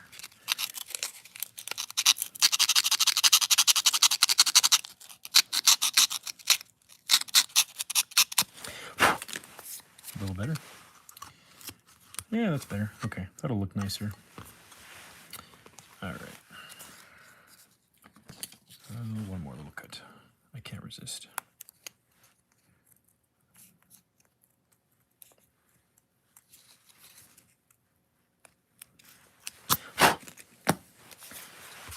Alrighty. Okay, now I'm going to put a couple of cuts in this to make little detailed lines of demarcation. So just a slice there, slice right next to it. And oops, let me line this up. Slice there, slice right there. And maybe I'll go all the way up with that one. Right there. Little panel lines. You guys can see that on camera. Once it's painted and weathered, it'll be very obvious. Okay. Wood glue works great on paper, so I'm just going to do some wood glue on this. On the tip of this because I didn't spread it far enough down over here. There we go. There we go. Wiggle, wiggle, wiggle. Just gonna push that up into there like that. There we go. So we've got like all these little layers that are on top of each other or like creating levels. They're very subtle, but that subtlety really reads as high detail once things are painted, and then you put like washes and weathers. So we've got this with all these different layers, this low spot of the original back plate. You know, so that's kind of what we're doing, is creating levels and layers before I add like bigger pieces of or more pronounced pieces of detail, like, you know, these little things that I grabbed, or like these little things. So just creating a textural backdrop. So there'll be some visual interest. And obviously, like I said at the beginning, everything has got a different color and a different material. But once it's all painted, it will kind of even out and become more balanced to the eye. So that's how a lot of accent walls and a lot of interior decorators and even architects and designers, they think in that way when they're designing stuff like that. They'll come up with textural elements they like and then even out all the random texture with a color. Or they'll come up with a bunch of random colors they like, but even it out with a texture, right? Everything will be the same texture, but it'll have random colors, right? So there's different ways of creating balance in images like that. You know, I know some of you that follow me and some of the channel members are graphic designers. They know more about that in detail than I would be able to explain. Some of it comes naturally to me. Some of it I've learned. But that's why it kind of comes out as just like, hey, this is a thing. You can do it. Here it is. All right. I wanted to do some of these, so let's do these before I forget about them. Question is, do I want them to like start overlapping yet? I had an idea to maybe do like a lifted piece of this wire that's like floating off in the center, but I don't know if I want to do that yet. Maybe.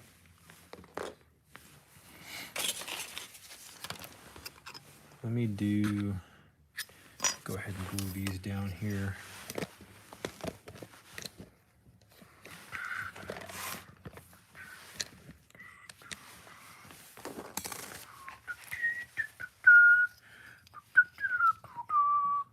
So if you notice on these nails, there's printing on this side with arrows. That's so that when you load it into the nail gun or the pin nailer, you know which direction.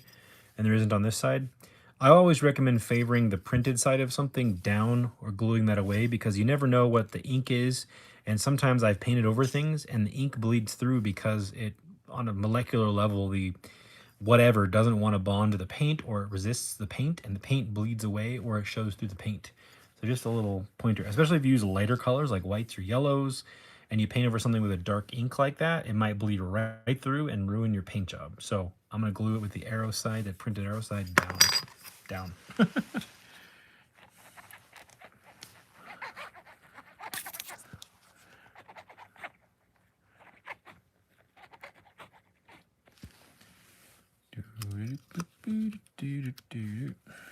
That's Baby Elephant, right? By Mancini. Do do do do do do do.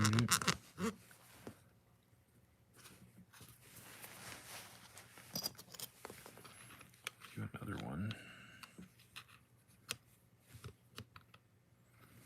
Actually, I'm gonna see if I can trim this out of curiosity with wire cutters. I should be able to, I think.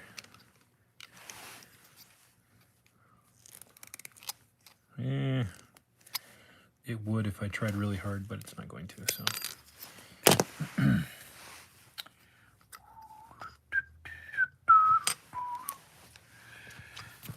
going to pop these open though.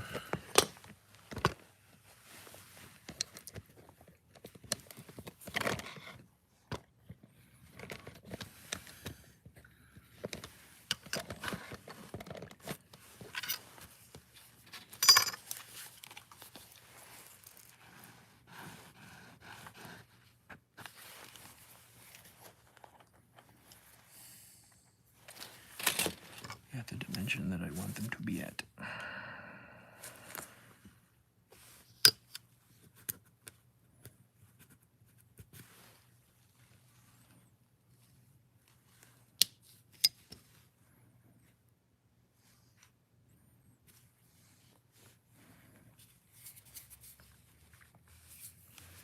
Put a piece of wire there. Okay.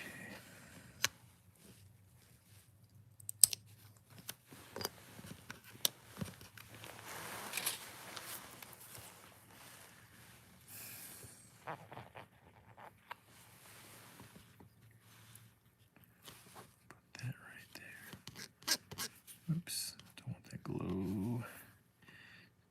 Glue, don't want that glue coming through. Get out of there. There we go. Okay, let's move over to this side and do some stuff over here because I'm neglecting this side. This is the red-headed stepchild of sides. It gets ignored and neglected. Just kidding.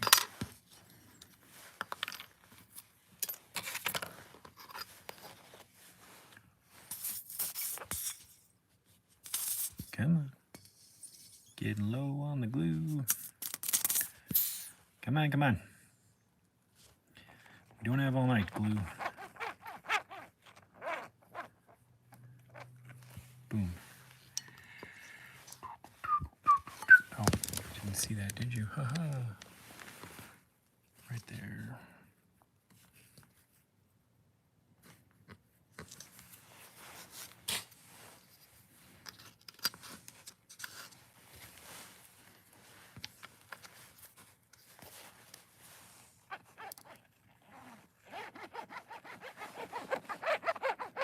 That's got a fun sound.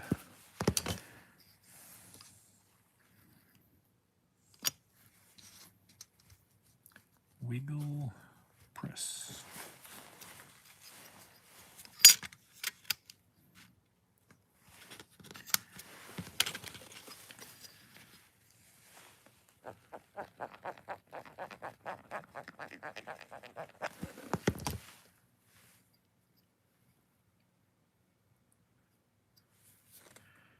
Okay.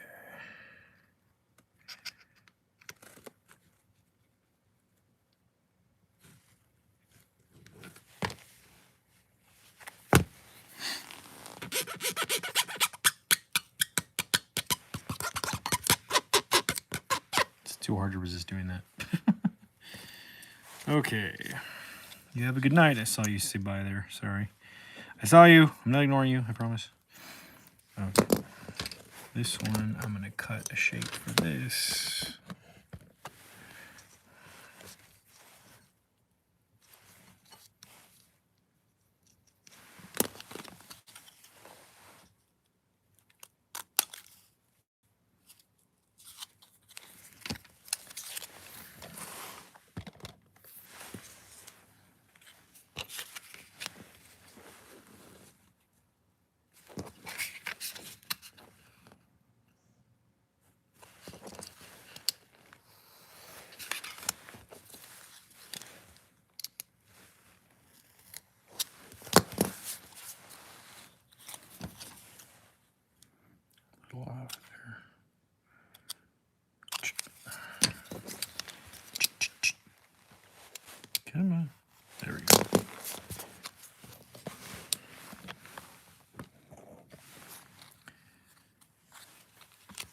Perfect. Back to the wood glue.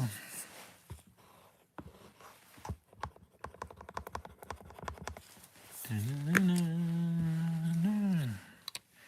going to use the piece that I am putting down as a spreader for the glue.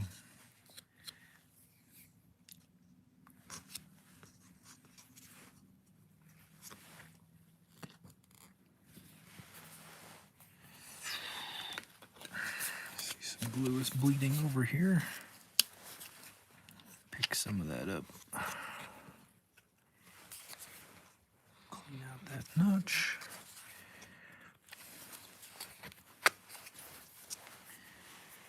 Neat. All right.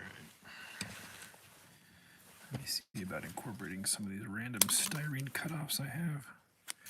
This is a cutoff piece from when I made the NECA Gargoyles clock tower. This is part of the front, top, center corbel detail. Oops, on the clock tower. And this was like the first cut, and it was off. It wasn't even side to side. But I saved the cutoff because I thought it looked cool. Figured I could use it somewhere eventually. Because it actually is pretty evenly shaped. So maybe I could glue this like somewhere out there. Love will see us through. And this one I am going to use super glue because styrene bonds best to super glue. At least thin styrene really well. Unless you're using, of course, doesn't want to cut. There we go. Okay. I'm not going to probably use these super curved pieces, but I will probably use this just because it's interesting looking. Or should I put it down here? Nah, I'll go right here where it was. All right, super glue. I'm going to trace this and lay down some super glue like I was telling you guys before as a prep for the surface, basically.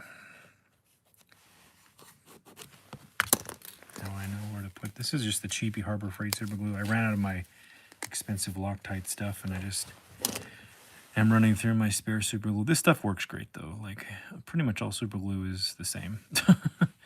You don't. It really doesn't discriminate. Let me cut this tip off. Hold on a sec. It was dried. It just depends on the mixture ratio, but it's all pretty much the same couple of chemicals. All right, just gonna, there's the super glue smell. Gotta love it. So I'm just gonna use the tip of this to spread it around a little. What's up, Matt Logic 44? How are you? Thanks for coming by. I see you upside down in my comments here. And then, actually, this looks like it's sitting on top of that MDF pretty well. I'm just going to put a little bit on this piece. Come on, there we go. I don't want to put too much and have it squish out all over the place as I drop things where I don't want glue. Ah. Oh well. It's just weathering, right? Happy accidents. All right, we'll leave that there. That'll get really strong. Stay right there, please. Okay. Now maybe incorporate this somewhere. Cut this off right there. Cut this off so it's not so curvy. There we go.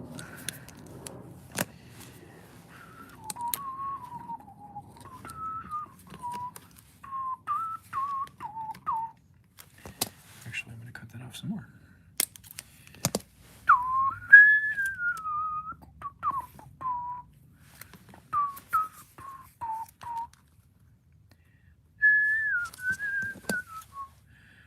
That off.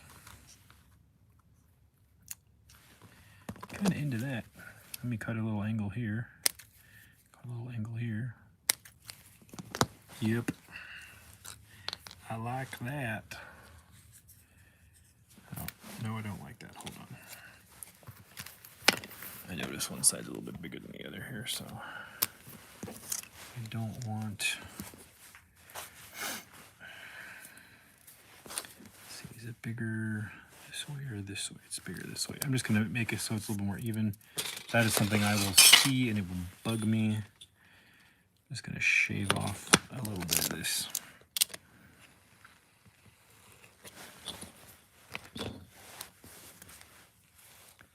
There we go. Yeah, that's good. Okay. It was like getting wider as it went to one side. Part of the reason I didn't put it in the Gargoyles diorama is because it wasn't even. I should have known. I got super glue all over my fingers. Yay! Comes with the territory though, right? So this is going to be bonding plastic to plastic and plastic to paper. So I'm just going to go like this and let it fall where it may here, sort of. And that will bond nicely to this and to this. Okay. Happy with that.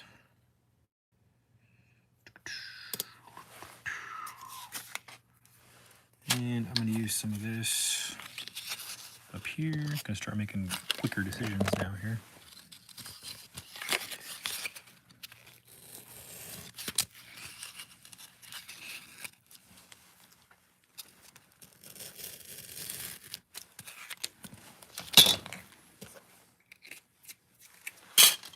Back to the wood glue.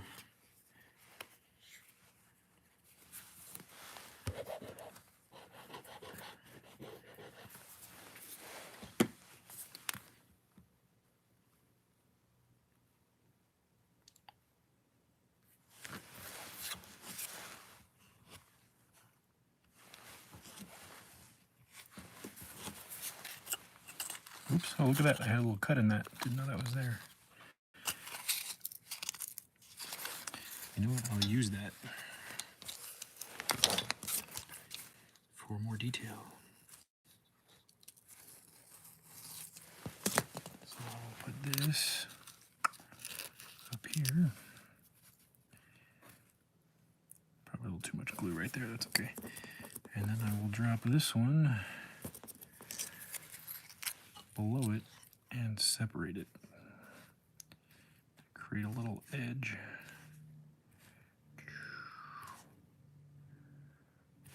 A little split there. Clean up some of this excess glue.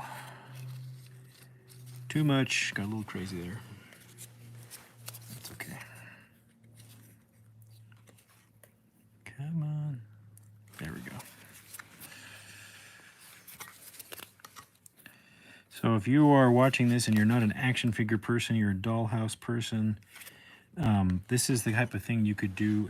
You could use the same concept, maybe a little bit less crazy, maybe a little bit dialed back, and create an industrial looking environment. If you wanted to do like a warehouse dollhouse room box, or a converted warehouse modern apartment type thing, you know, that sort of postmodern industrial look where like there's brick and pipe and exposed metal that's been treated, that's like coated with an oil that makes it look like it's sort of that black wrought iron fading steel. You know, I love looks like that. I love colors and designs and shapes like that, so I'm going for leaning in that direction on this diorama, or this wall. Sorry, not diorama. It's not a diorama. Okay, so now I'm going to start cutting some crazy pieces here. So I'm going to just cut this. I'm going to flip you guys back around here so I can see what people are saying in the shot. Wiggle, wiggle. I'm not using a figure. I am going to be using miniature furniture, and this is my like furniture store display wall.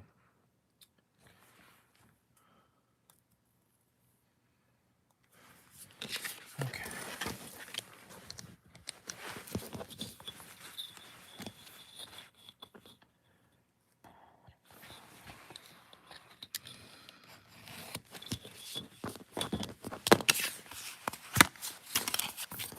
old styrene.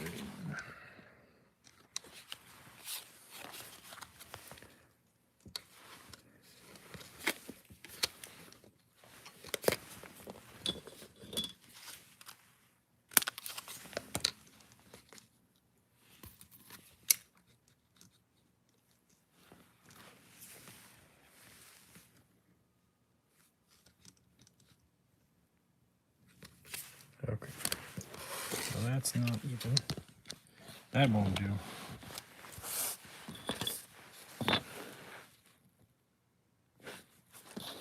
Nope, that's not even for sure.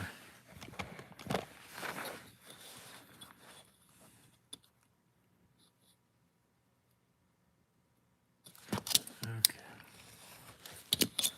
There we go.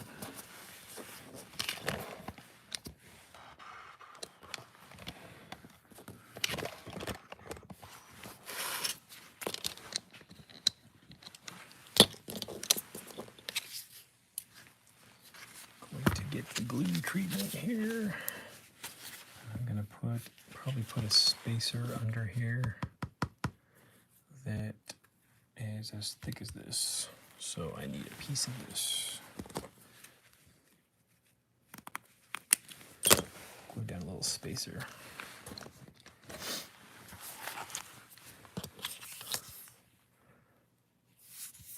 Come on.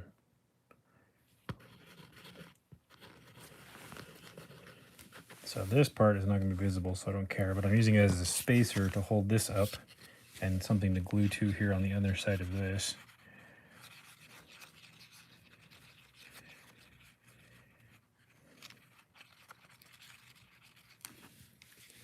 So I'm going to line this up with this corner where I drew these little demarcations, and that spacer will, actually I'm going to drop that. I meant to have that lower. There we go, like that. That? Yeah, like that. There we go. And I'm just gonna let that spacer hold that so it doesn't fold down. Every single surface will be kind of like flat, flat, flat, flat. You know what I mean? Another one of these guys. These are meant to look sort of like rivet plates or something. At least this, like what's in my head. Gussets, that's the word I'm looking for. Gussets. Cool. Newfound zeal. I'm glad you have learned something here. That's always like in the back of my mind. I'm like, I hope people are coming around because they're learning things and not just because it's fun to watch me cut myself or glue, not cut myself. I don't do that. But like, you know, get glue on my fingers or remember ridiculous Futurama quotes, you know.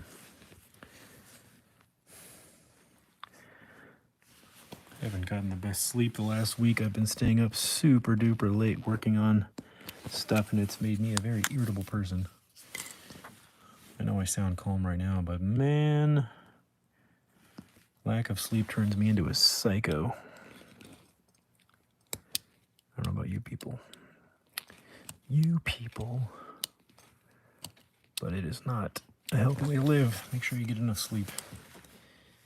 You end up snapping at people and you don't mean to. It's amazing how weak we are as weak little humans. How did I do that? That is supposed to be straight.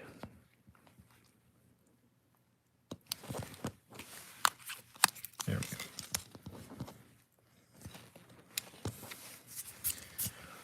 go. Okay.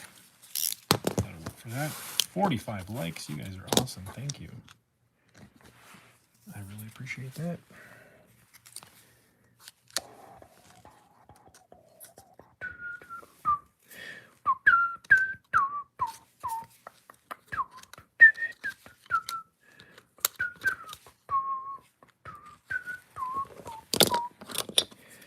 That needs to be trimmed a little bit more. That also. It's amazing how when you flip something over after you cut it, you realize I'm trying to do this all under the camera while looking through the camera, and it's not working. So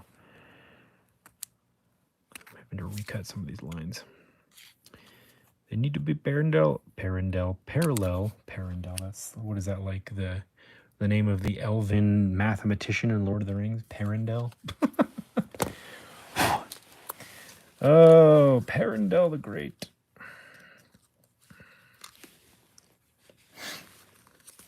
Right. Scrap piece of this as a spacer.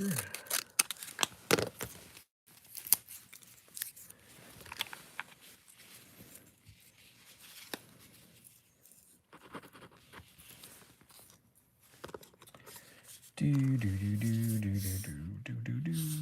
can't get Tetris out of my head now. And Parendel. I meant to say parallel, but I invented a new Elvish mathematician, Parendel the Great. Somebody draw that for me. Parendel the Great. Lord of all math. It's starting to look like it's got lines. Okay. Another couple of pieces here. And then we can add another layer, and then I think we can set that aside. Let it kind of cure before I paint it. I don't want to go too crazy. Yeah, it is kind of looking like a circuit board, huh?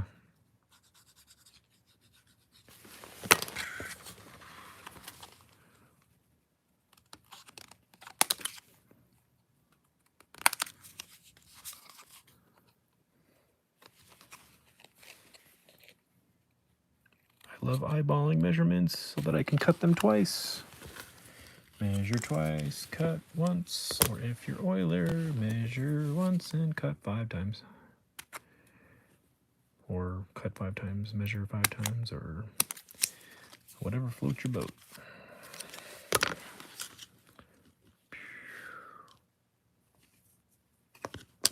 That,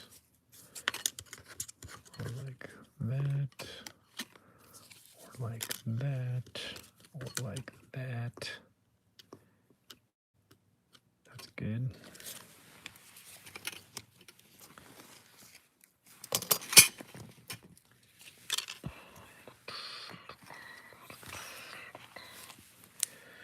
All right, I know this is exciting, guys. Sorry.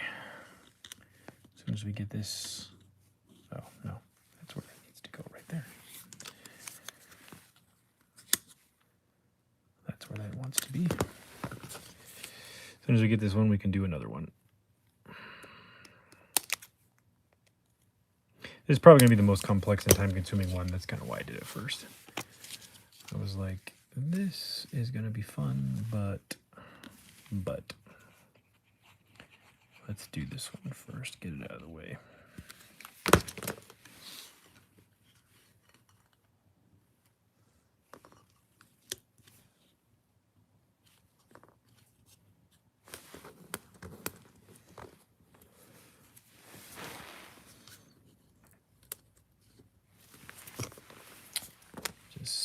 Michael Dumas, member for 2 months. This looks cool. Can't wait to see it painted.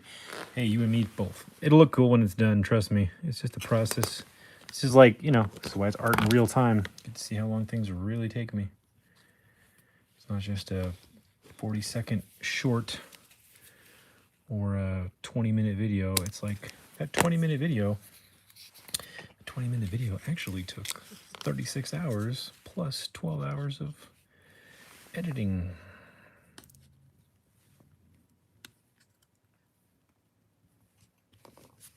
I know I complain a lot. I shouldn't. I have fun doing it, but it's sometimes you get through it and you get halfway through it and you're like, wow, am I going to be done with this yet? My goodness. Okay, let's start adding some other details before I spend way too much time on this part and you all leave me.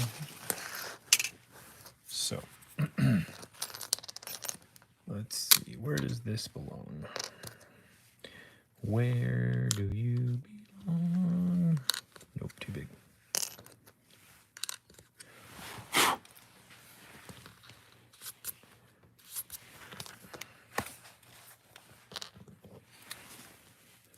We're just gonna start gluing stuff in.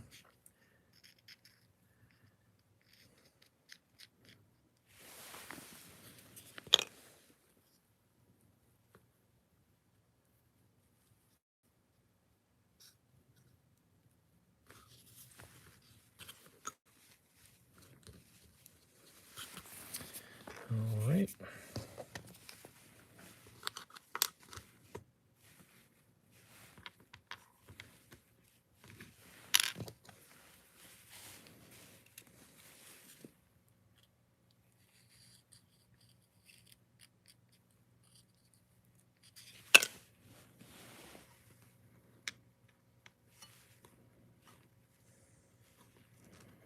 That can go right there. And then maybe we'll glue this in right in the middle of that.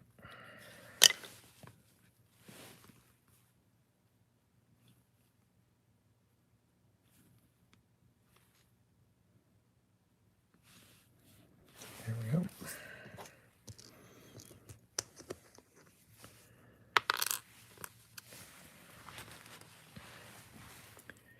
Super glue on this guy. We'll put him right there.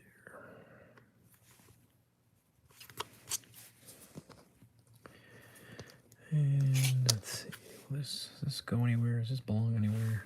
Maybe up there. It's a little thick, actually. Figure craft, thank you. Right there. And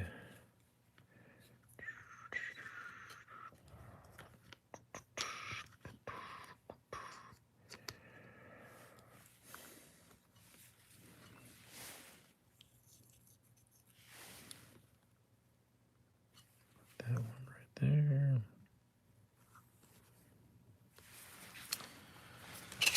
Alrighty. I'm going to get my tweezers for the next bit here.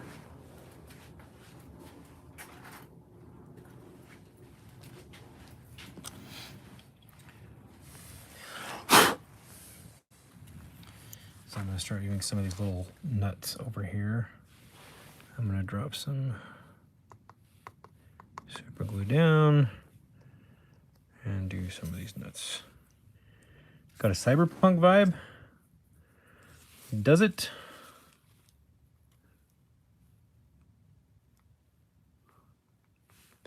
Cool. I like cyberpunk looking stuff.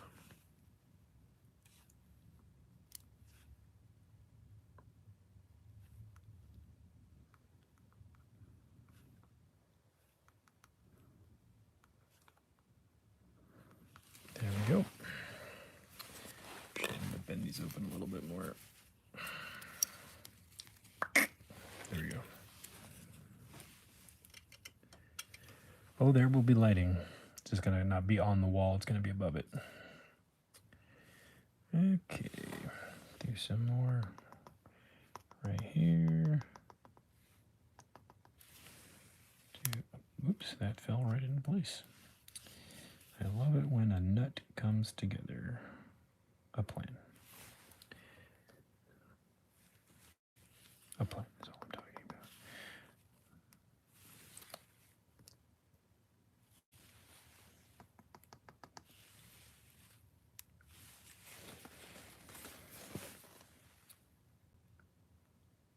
I'm going to add wire to this too, to simulate pipes. So that's where some of these, I'll probably drill some holes, and that's where wire will go in some of these little thingy-mabobbers, but I'll probably do that later, just so this whole stream isn't just this.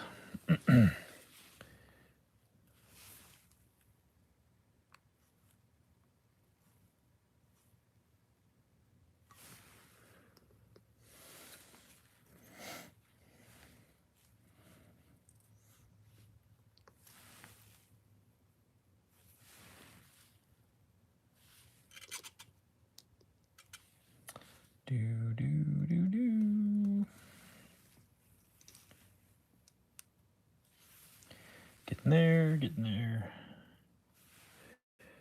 Okay, I'm gonna do some of these small ones up in these little alcoves here. I had that in mind since the start here.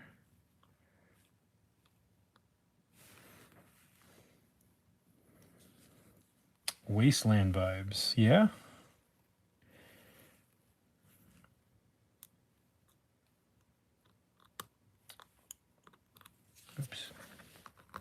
put a little straggler piece of styrene in there.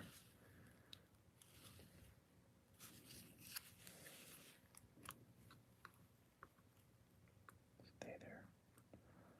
I gotta whisper sometimes to these things so they'll do what I want.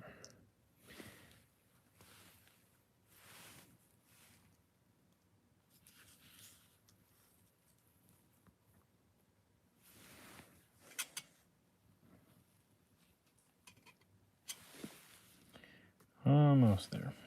After I put these 4 down, we'll take a break from this and start another wall. Because the other one should be a lot quicker than this. I know I say that all the time, don't I? It'll be really quick, guys. Only 47 hours. There we go. And drop you into your new home. Getting this stuff positioned before the glue sets is fun.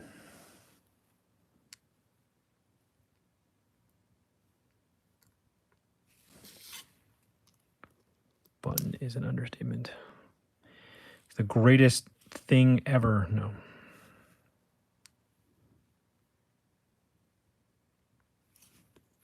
Okay. I think that's a good stopping point.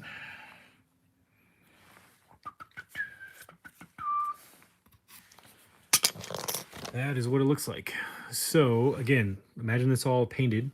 Some like maybe either a strip light in front of it, dropping down at an angle, or like 2 or 3 lights angling down at it, colored in like a metal orangey gray rusty thing with black wash gripping down.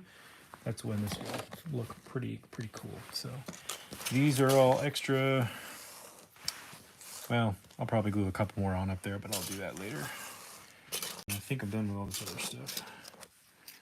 Let me just throw these in my box down here of magical tricks. Just get all this here. Keep these with it, because I'm going to use a couple more of those later. La la la la.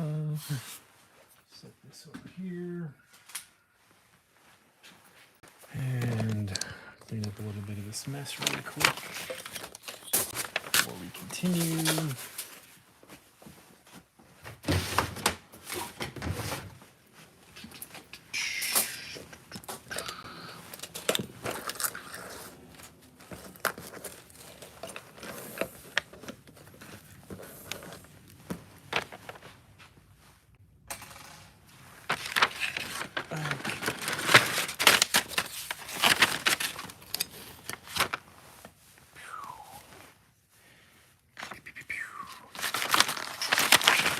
Manila envelopes are great for just scrap flat material that you don't know what to do with if you want to kind of keep it separated.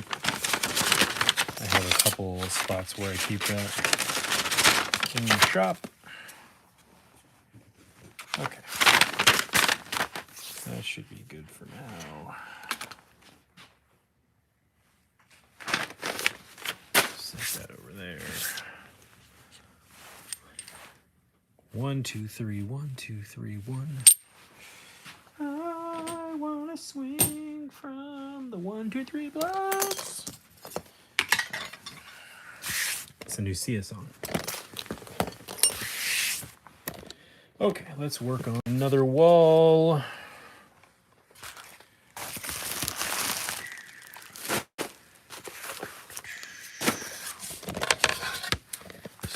Mark off my 1 inch at the top here like I did on the first one.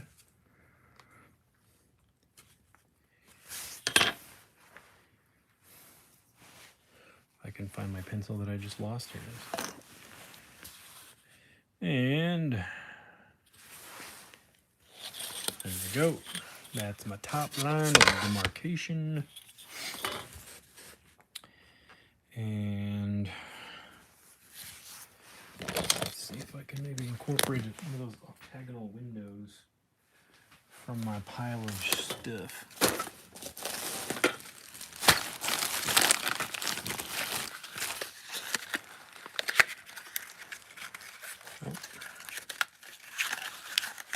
Come on. Come on. Okay.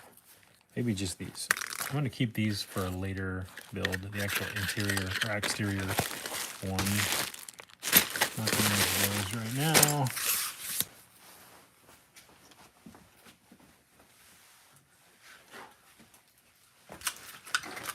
Let's see. Maybe the octagon might be a little too much. Yeah. All right, I'm going to hold back on the octagon. We're just going to go with wood. I'm just going to do all wood right now. But the octagon seems a little dated. Octagon is very 70s when it comes to like wood shapes. And I'm trying to do a little bit more modern. I will do some things that are dated, but... So let's go with some sticks. Let's get the sticks out. All of the sticks. I don't know if you want to do round and square or just square, but we'll see. I'm just grabbing stuff behind me here.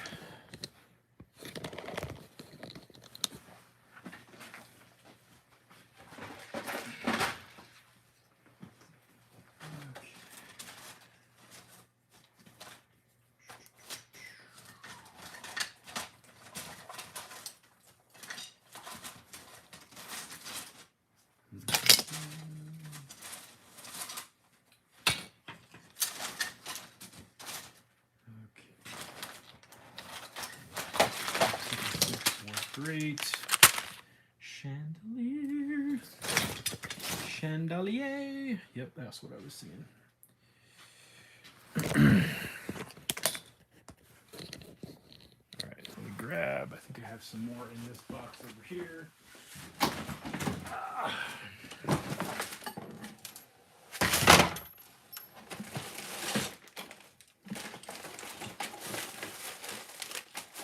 Yep.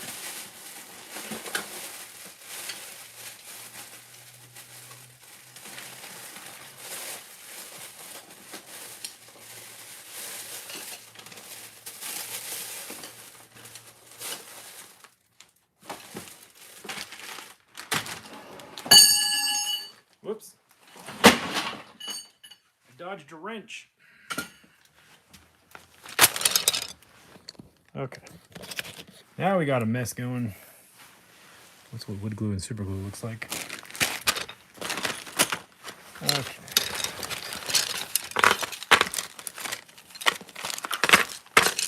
Got all these square end dowels here. These are all cut off from popsicle sticks from past builds that I saved because I'm like, I can use these for something like this.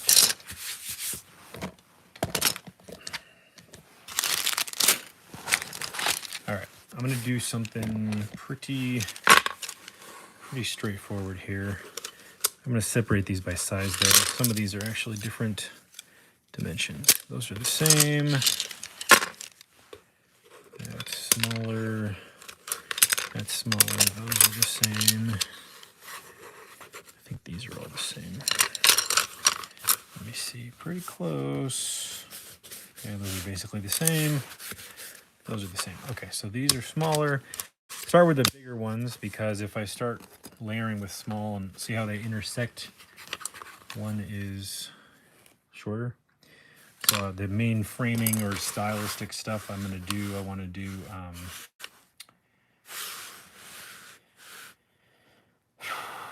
first. The bigger stuff is what I want to do out of the main framing.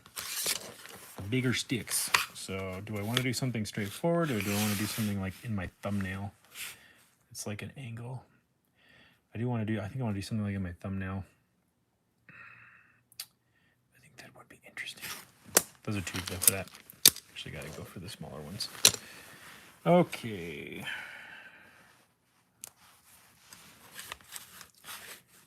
Maybe, let's see, create like a box kind of a thing.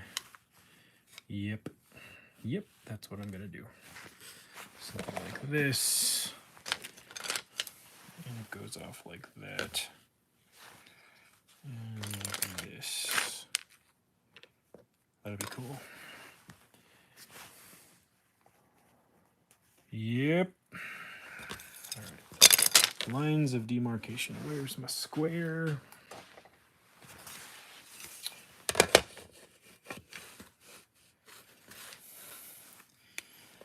I'm gonna go in thirds, I think.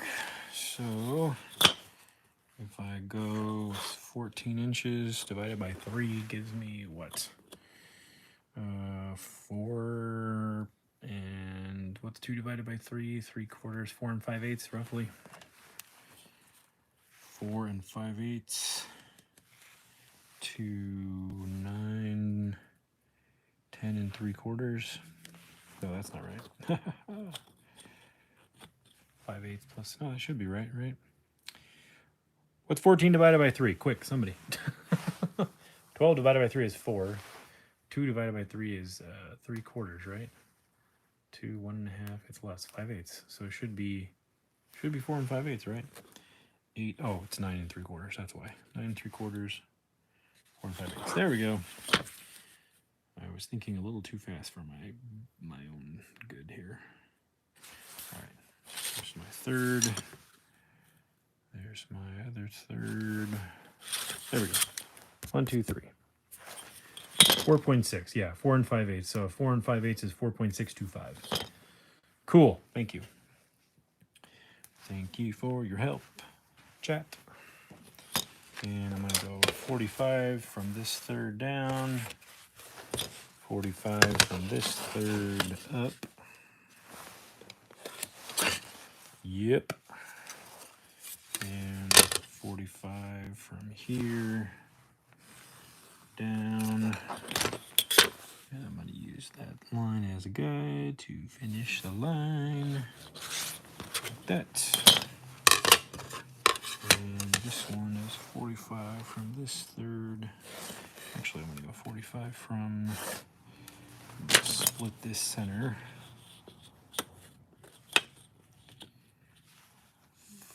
1, 2, 3, 4, 5, 2 1/2. There. There we go. You see what I'm doing here? It's kind of hard to see, but I'm going to do a line this way, and then do like this and create a box in here. Put some detail in here, maybe some more lines out here. Kind of going with the flow of what was on my thumbnail. I always like those walls with like board and batten is where you have a wide board, a batten in between, a board, a batten, a board, a batten. So you'd have like this, board and a batten. And then you would do a batten on this side and then another board and batten, board and batten. It's a Quaker style of building, and I like that. But I don't want to just do something straight up and down. So people have been taking those patterns and like tilting them and then tilting another one and adding them together and getting these really pretty geometric designs that look nice, especially when they're painted all one color. Like in my thumbnail, the center is like a yellow one of those, sort of like this tilted board and batten. There's probably an actual name for it. That's just what I'm calling it because that's what I associate it with. So I'm going to have to trim a bunch of these. So I should start with my outermost pieces. And this is going to be 45 right there and 45 right here. We're going to get out our handy dandy miter box. If you haven't seen this before, this is a miniature miter box. Hold on, I'm going to check on something outside.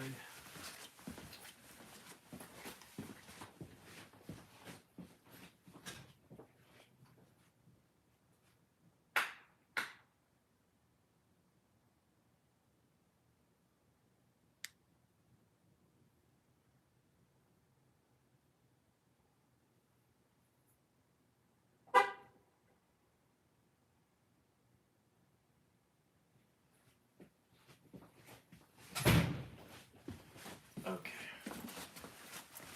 So make sure nobody was illegally dumping into the trash can. Looks like somebody's just digging for gold, which is fine. Okay. Miniature miter box.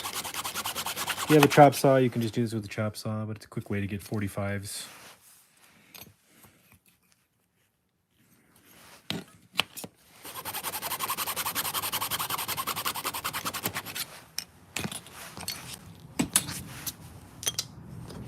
So that should fit right here. Yep. So I'm going to get the wood glue out. And we're just going to... Normally, if you're doing wood glue, you want to put glue on both sides. But in this case, these are small pieces. I'm not going to worry about wood glue on both. Like if you're doing a large piece of wood, do a large piece of wood. Glue on both sides, clamp it together. But in this case, these are small pieces, so I'm not going to fret about it.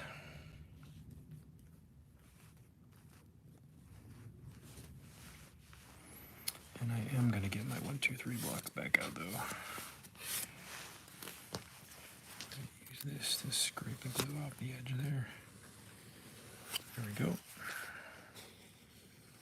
See that glue?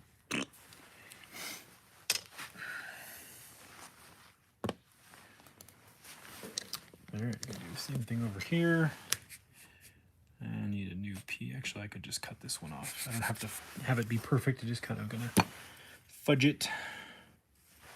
Gonna eyeball it. Good old fudgy sickle.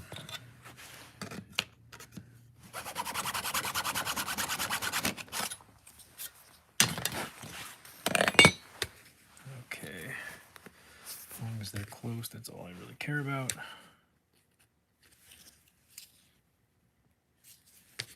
Yep.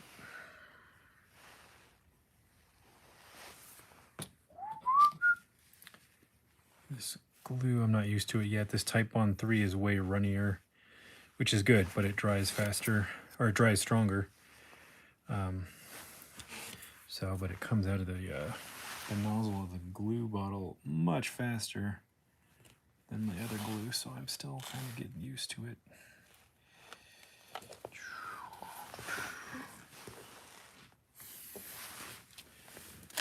And get this to just scrape away the excess glue. Ah! No! How dare you! Don't move out of the way. Okay.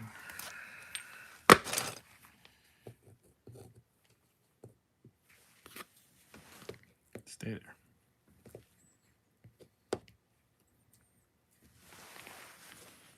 Okay. Now, do this center piece here, or do this piece here. Mark the 45 here.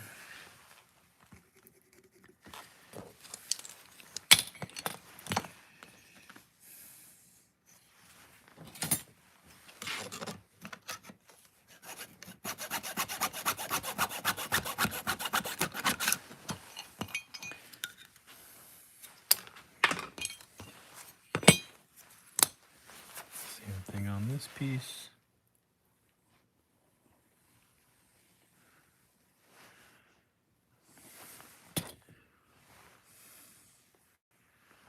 That good old woody glue.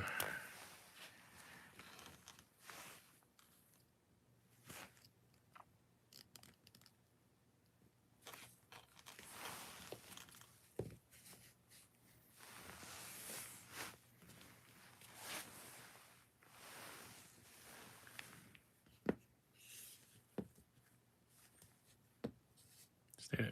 Okay. It's taking shape. Got some resin on this yesterday. See if that's going to prevent it from sitting flat. Nope, it's not. Great. That's the way I like it.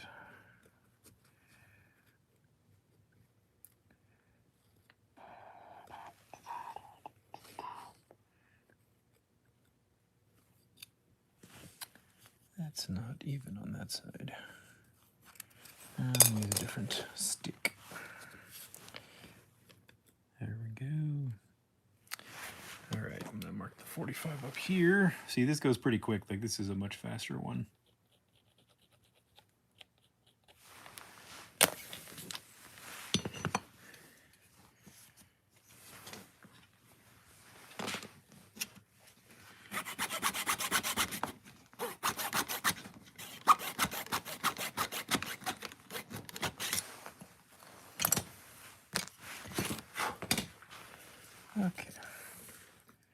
should sit nicely right there. Oh, there's a little bit of a bend in this. I'm just gonna kind of flex this.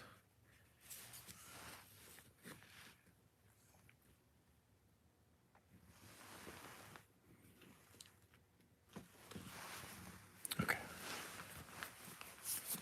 Sweet home Alabama.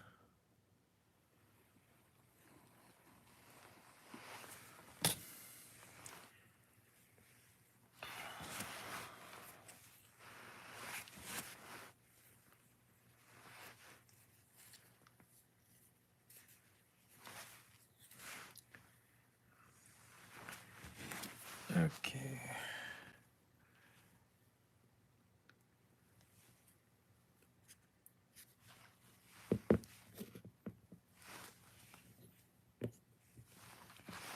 There we go.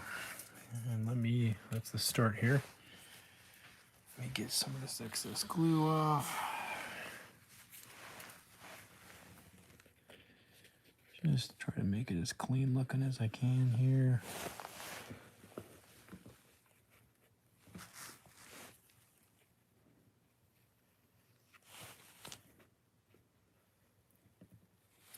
A lot of glue there.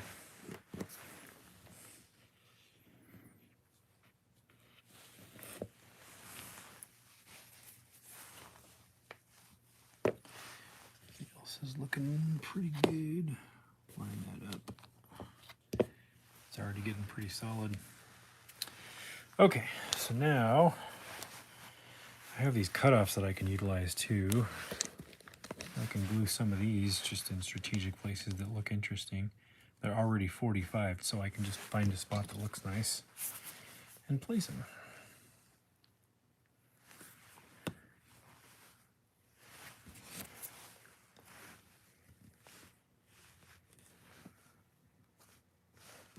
Like right there.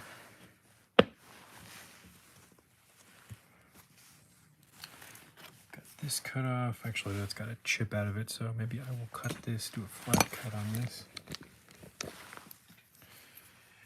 Or a perpendicular cut. Perpendicular. Not parendel, perpendicular. So now maybe I'll do this one up here. Looks good. Yep. This is where, with something like as simple as this, unless you're trying to replicate something, you don't have to usually overthink it. You can just kind of go once you understand the concept.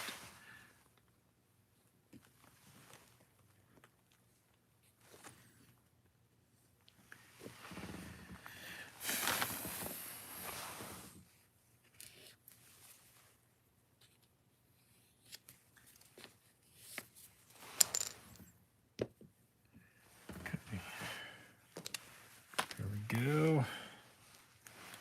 And let's see, how many sticks do I have left? I got 4 sticks of this size, and I'm going to go into smaller sizes for other stuff. So, how many more of these large sticks should I do? Should I do one that's like straight somewhere? Because I could do this at a 45 and place it like right there. Yeah, I should. It'll look cool.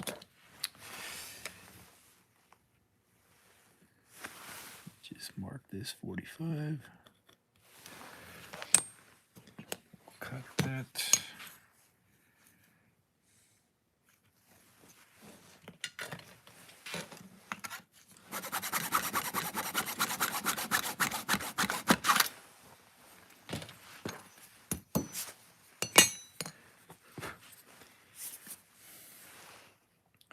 Get the wood glue on.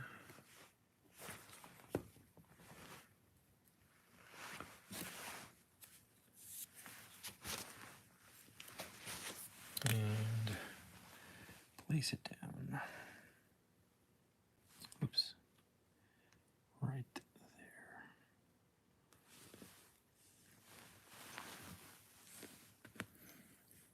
A little bit of glue there. Didn't mean to get there. Get this. There we go. I will probably sand this whole thing too before I put a finish coat on it.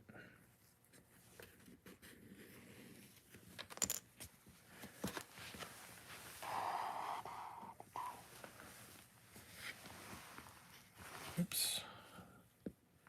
Stay there. Everything's covered in 1, 2, 3 blocks. This is why I bought 10 of them. So I knew I'd be doing stuff like this.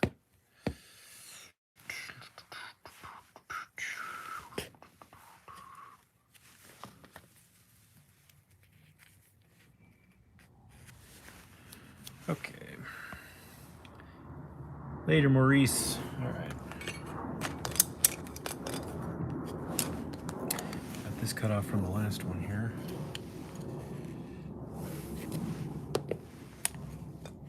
Could go all the way up into that corner. That might be kind of cool.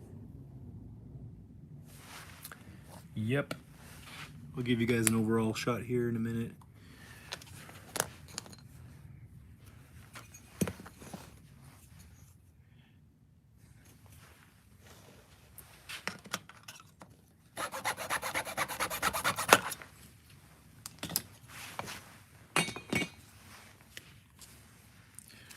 Resin there. Where's my sandpaper? There it is. Just gonna sand that resin down a little bit. Yep.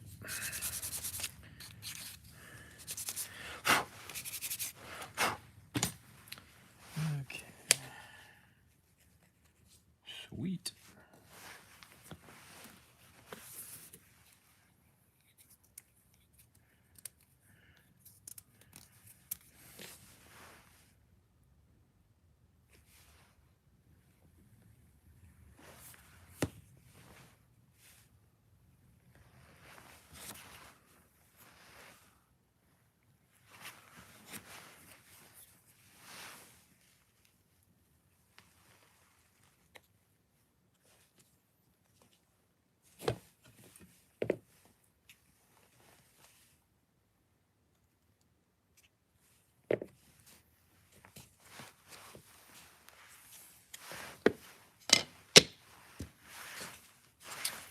Okay, let's see. How much more do I want to do on the interior? Or maybe I don't want to do anything. I don't know. I need to lift these blocks to see, but then I know that some of these might curl up if I don't leave the 1, 2, 3 blocks there for a little while. So maybe we can experiment here. I don't want to do anything with these popsicle stick cutoffs, if it would look good or if it would look stupid. I don't know. So, just thinking if I could glue a bunch of them in place, if that might look interesting or not. Because I can glue these and then I can flip the board over and get my circular saw and just cut everything off that's hanging over.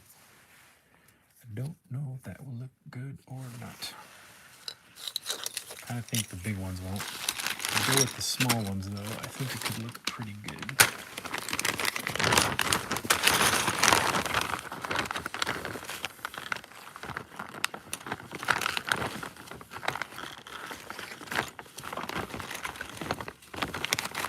Bago sticks.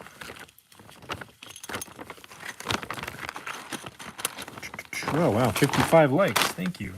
Thanks everybody who came through on the likes. Yeah, I think this will look good. This will look more like a staggered, or more like a... I'm losing my I'm losing all my language, but I'm losing my architectural terminology too here.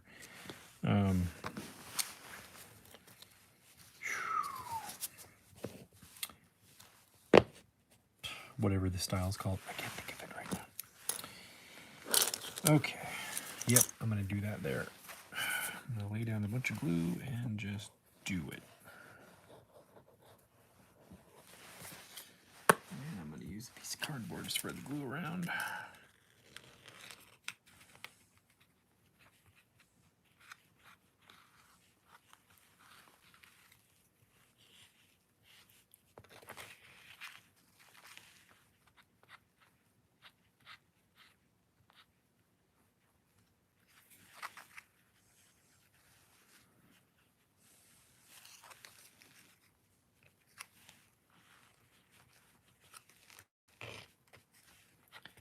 Too much glue.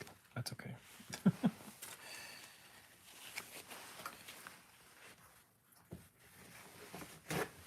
Pick some of it up here.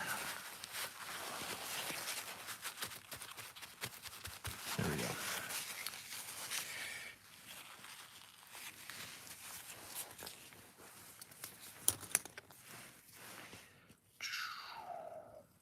There we go.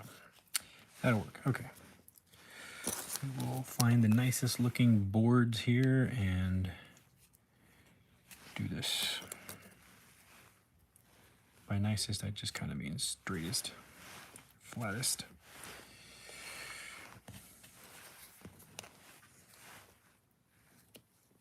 So now if I did this whole wall and I stained it like a cedar wood looking color, that would be like ski lodge mid-century modern.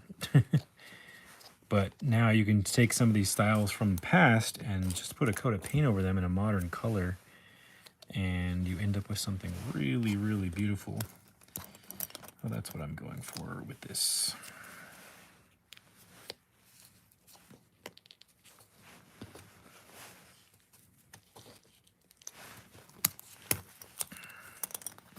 So again, this all hangs over. I will cut this off when it dries with my saw. I could go do it on my compound saw. I could do it on my table saw, probably a table saw. I don't trust my circular saw skills with this fine material and not blowing it out, so switch to a smaller board right there. And then I'm going to cut this in half. Actually, I have a cutter over here that I keep forgetting to use.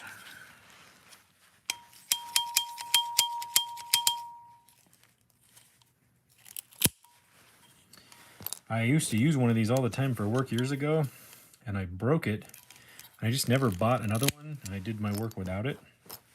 And then I saw some maker using one, and I'm like, oh yeah, I need to go get another one of those. So I did. Those little whisk cutters, you can get those at the hardware store. They're great. They work on all kinds of thin materials. So probably could have done my, well, I couldn't cut those with it. That's too thick. But any material that's about as thick as a popsicle stick or smaller that's not metal, you can kind of do with those. And it's got angles on it, so you can cut 45, 60, 75, 90, whatever. Pretty good.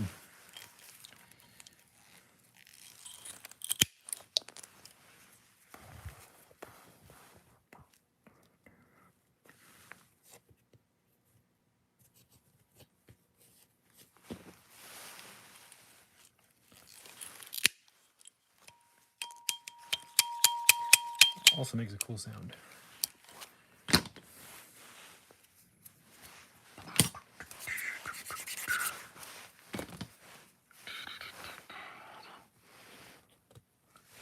It's also a very easy way to make a wood floor for a diorama. Get one of those cutters, get a bunch of popsicle sticks, and then stagger your pieces, kind of like brick, but with longer pieces, like board-like pieces, and there you go.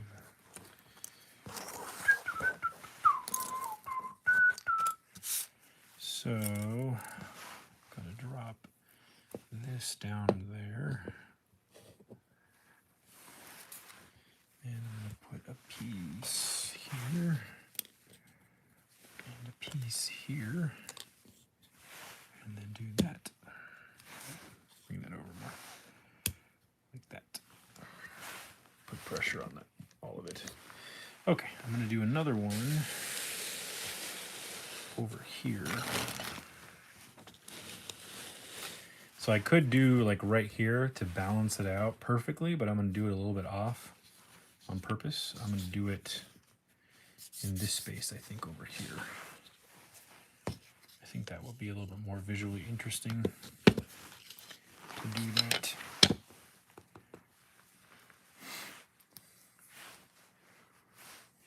Eric Bradshaw, glad you learned something new. Thank you for being a channel member. Thank you for being here.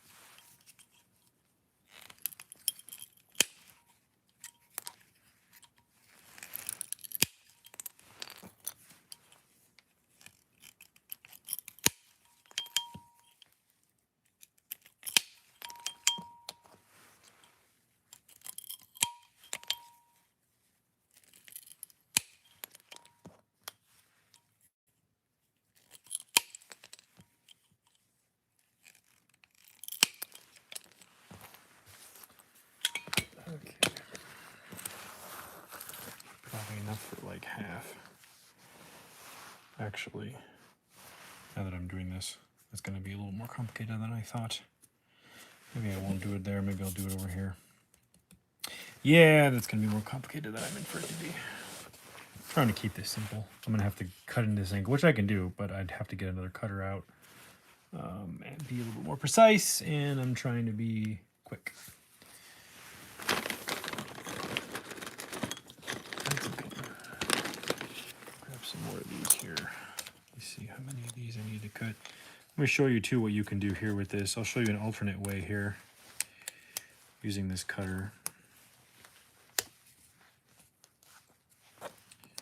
If we lay every piece out,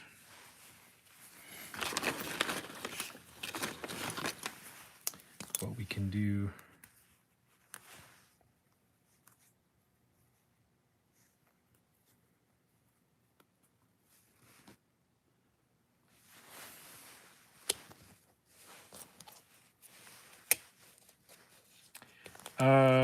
are you asking me if this particular type bond is better than the other type bonds? Because it is. It's stronger. I mean, all the type bonds work great.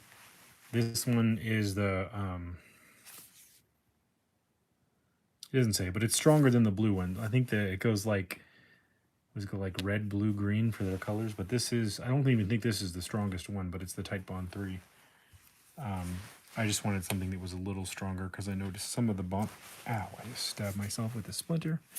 I noticed some of the bonds on some of my other projects were not as strong as I thought they were. So I'm just trying to avoid catastrophe in the future.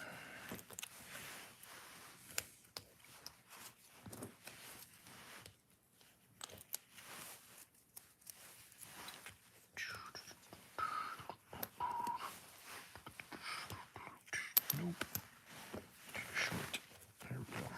I'm just gonna stack these all up, and then you will see what I'm doing. I'm sure you could probably, some of you could probably guess what I'm about to do here, but if you don't already know, it'll be a fun surprise. Okay. So I'm just gonna leave that there. No, no. Dope. No. That's what I get for being in a hurry. Let's try that again. Shall we?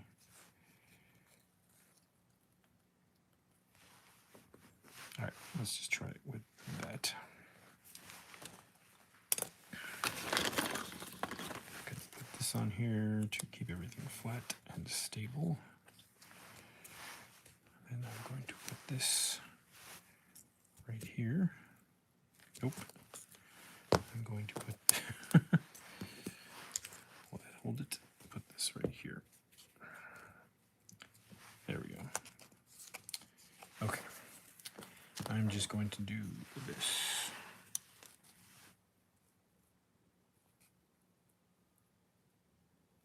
Lining up with the outer edge of my board, my backer board.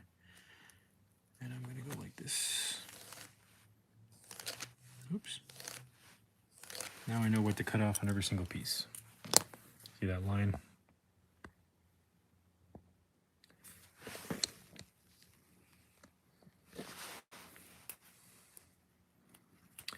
Watering was probably the cause. Your wood's going to swell and contract, and if the glue wasn't super strong, and if the glue wasn't applied to both sides liberally and then clamped and then let this sit for like 48 hours, and then you put the water in the wood and the wood expands and contracts from the water, yeah, it'd break apart. That's why a lot of those like planter boxes will have a metal clamp around them, or they'll be stapled together. In addition to the glue, they'll have the automatic stapler or the pneumatic stapler put staples in it, so that doesn't happen. Okay, now I can take my cutter and we can slide all of this off. And I can do this.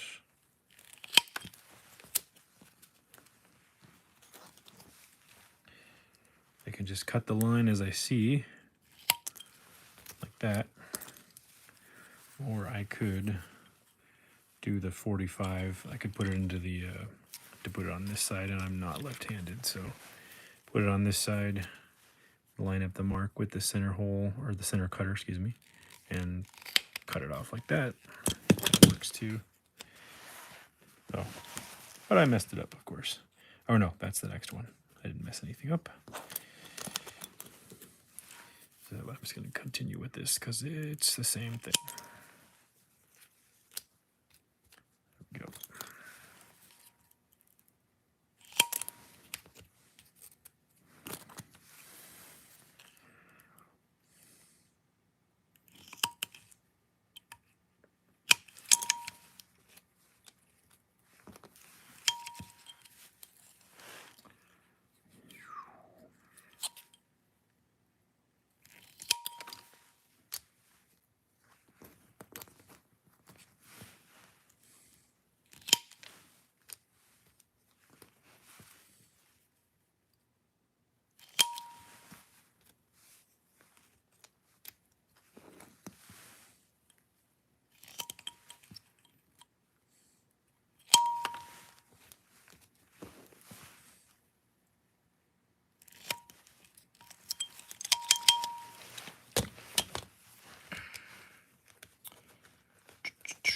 I'm just going to do a mark where my glue needs to go for now, and I'll glue this little spot afterwards. Going to slide everything back up again. And put down the Type On 3 Ultimate Wood Glue. If I remember, I will put links in the description for everybody in the future times. I didn't do it before the stream because I didn't know what I was going to be using before the stream. But if you're watching in the future time, hopefully I have done that. Okay, let's see if I can't get the glue spread all over here without it being a mess.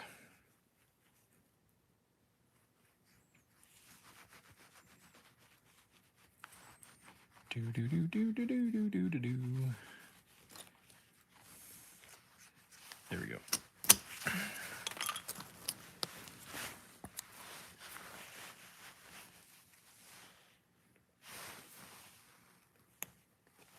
And this is going above my 1-inch line, but once it dries, I'll just get my ruler and cut that, and then it'll all just pop right off.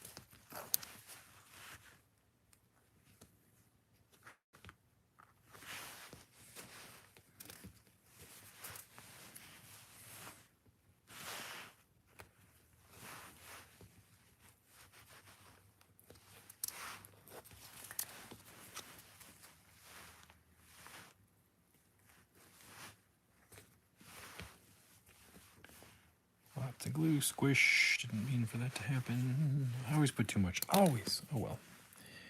That's okay. I can sand it down.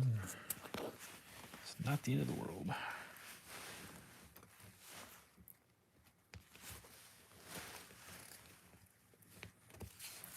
I never get any spaceships. I never.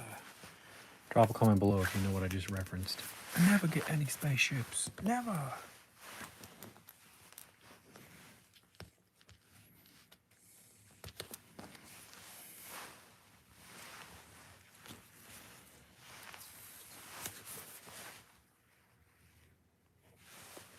Oops, if the bottle's open, right? I can tell right now that's probably too much glue again.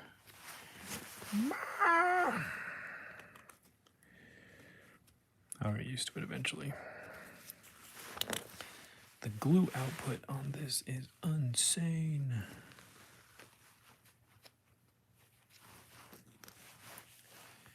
Little bitty one. Little bitty. There we go. Sweet.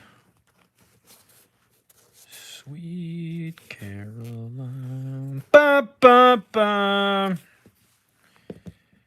Na na na. That song is ridiculous. All right. Until I'm getting tired. If I'm singing, what's his face? Sweet Caroline guy. Okay, let's see how awful this turned out as a start. So I'm going to do more to it, but I think that gets the point across at least.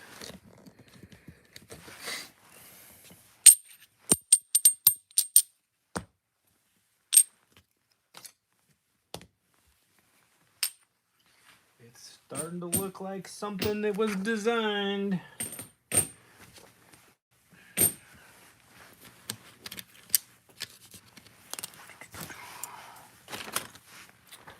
Okay, so this is the start of the wall, right? So I'll probably do like a piece here and make a little square here.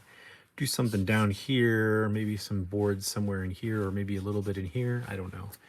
And then it'll probably get sanded and then painted like a solid color. I'm thinking either like that mustard yellow on my thumbnail, or like a charcoal gray, or even like a sort of like a muted green would be kind of cool, or like a avocado color I think would look nice with some of my modern stuff that I've made. So whoop, extreme close up. So these are the two walls that we started, and I think that is where I'm going to end the stream tonight, because I don't have it in me to do another wall. I'm getting pretty tired. But next week we'll do some more walls, and I will probably finish those, gluing some more stuff on that and putting at least a base coat on those before next week, and then hopefully we can paint them next week and make another 1 or 2 walls that are simpler. Obviously you saw how quick that wooden board and batten style one was. All the rest of the walls we're doing will be that faster. So just so you know, we'll probably be able to do 3 or 4 a stream on the next 2 streams. So thanks for being here. Thanks for all the likes. Thanks for the 59 likes, guys. Thanks for watching this long. I appreciate all of you channel members for coming by. And there is over 70 hours of live stream content in the members only section. There is community posts where I share in real time a lot of the stuff that I'm working on when I have something relevant to share. And yeah, you guys are awesome. We'll see you on the next stream, and I will try to get that out early so everyone's aware. Have a great night. Sleep tight. Be kind to each other. All that stuff. Whatever. I'm tired.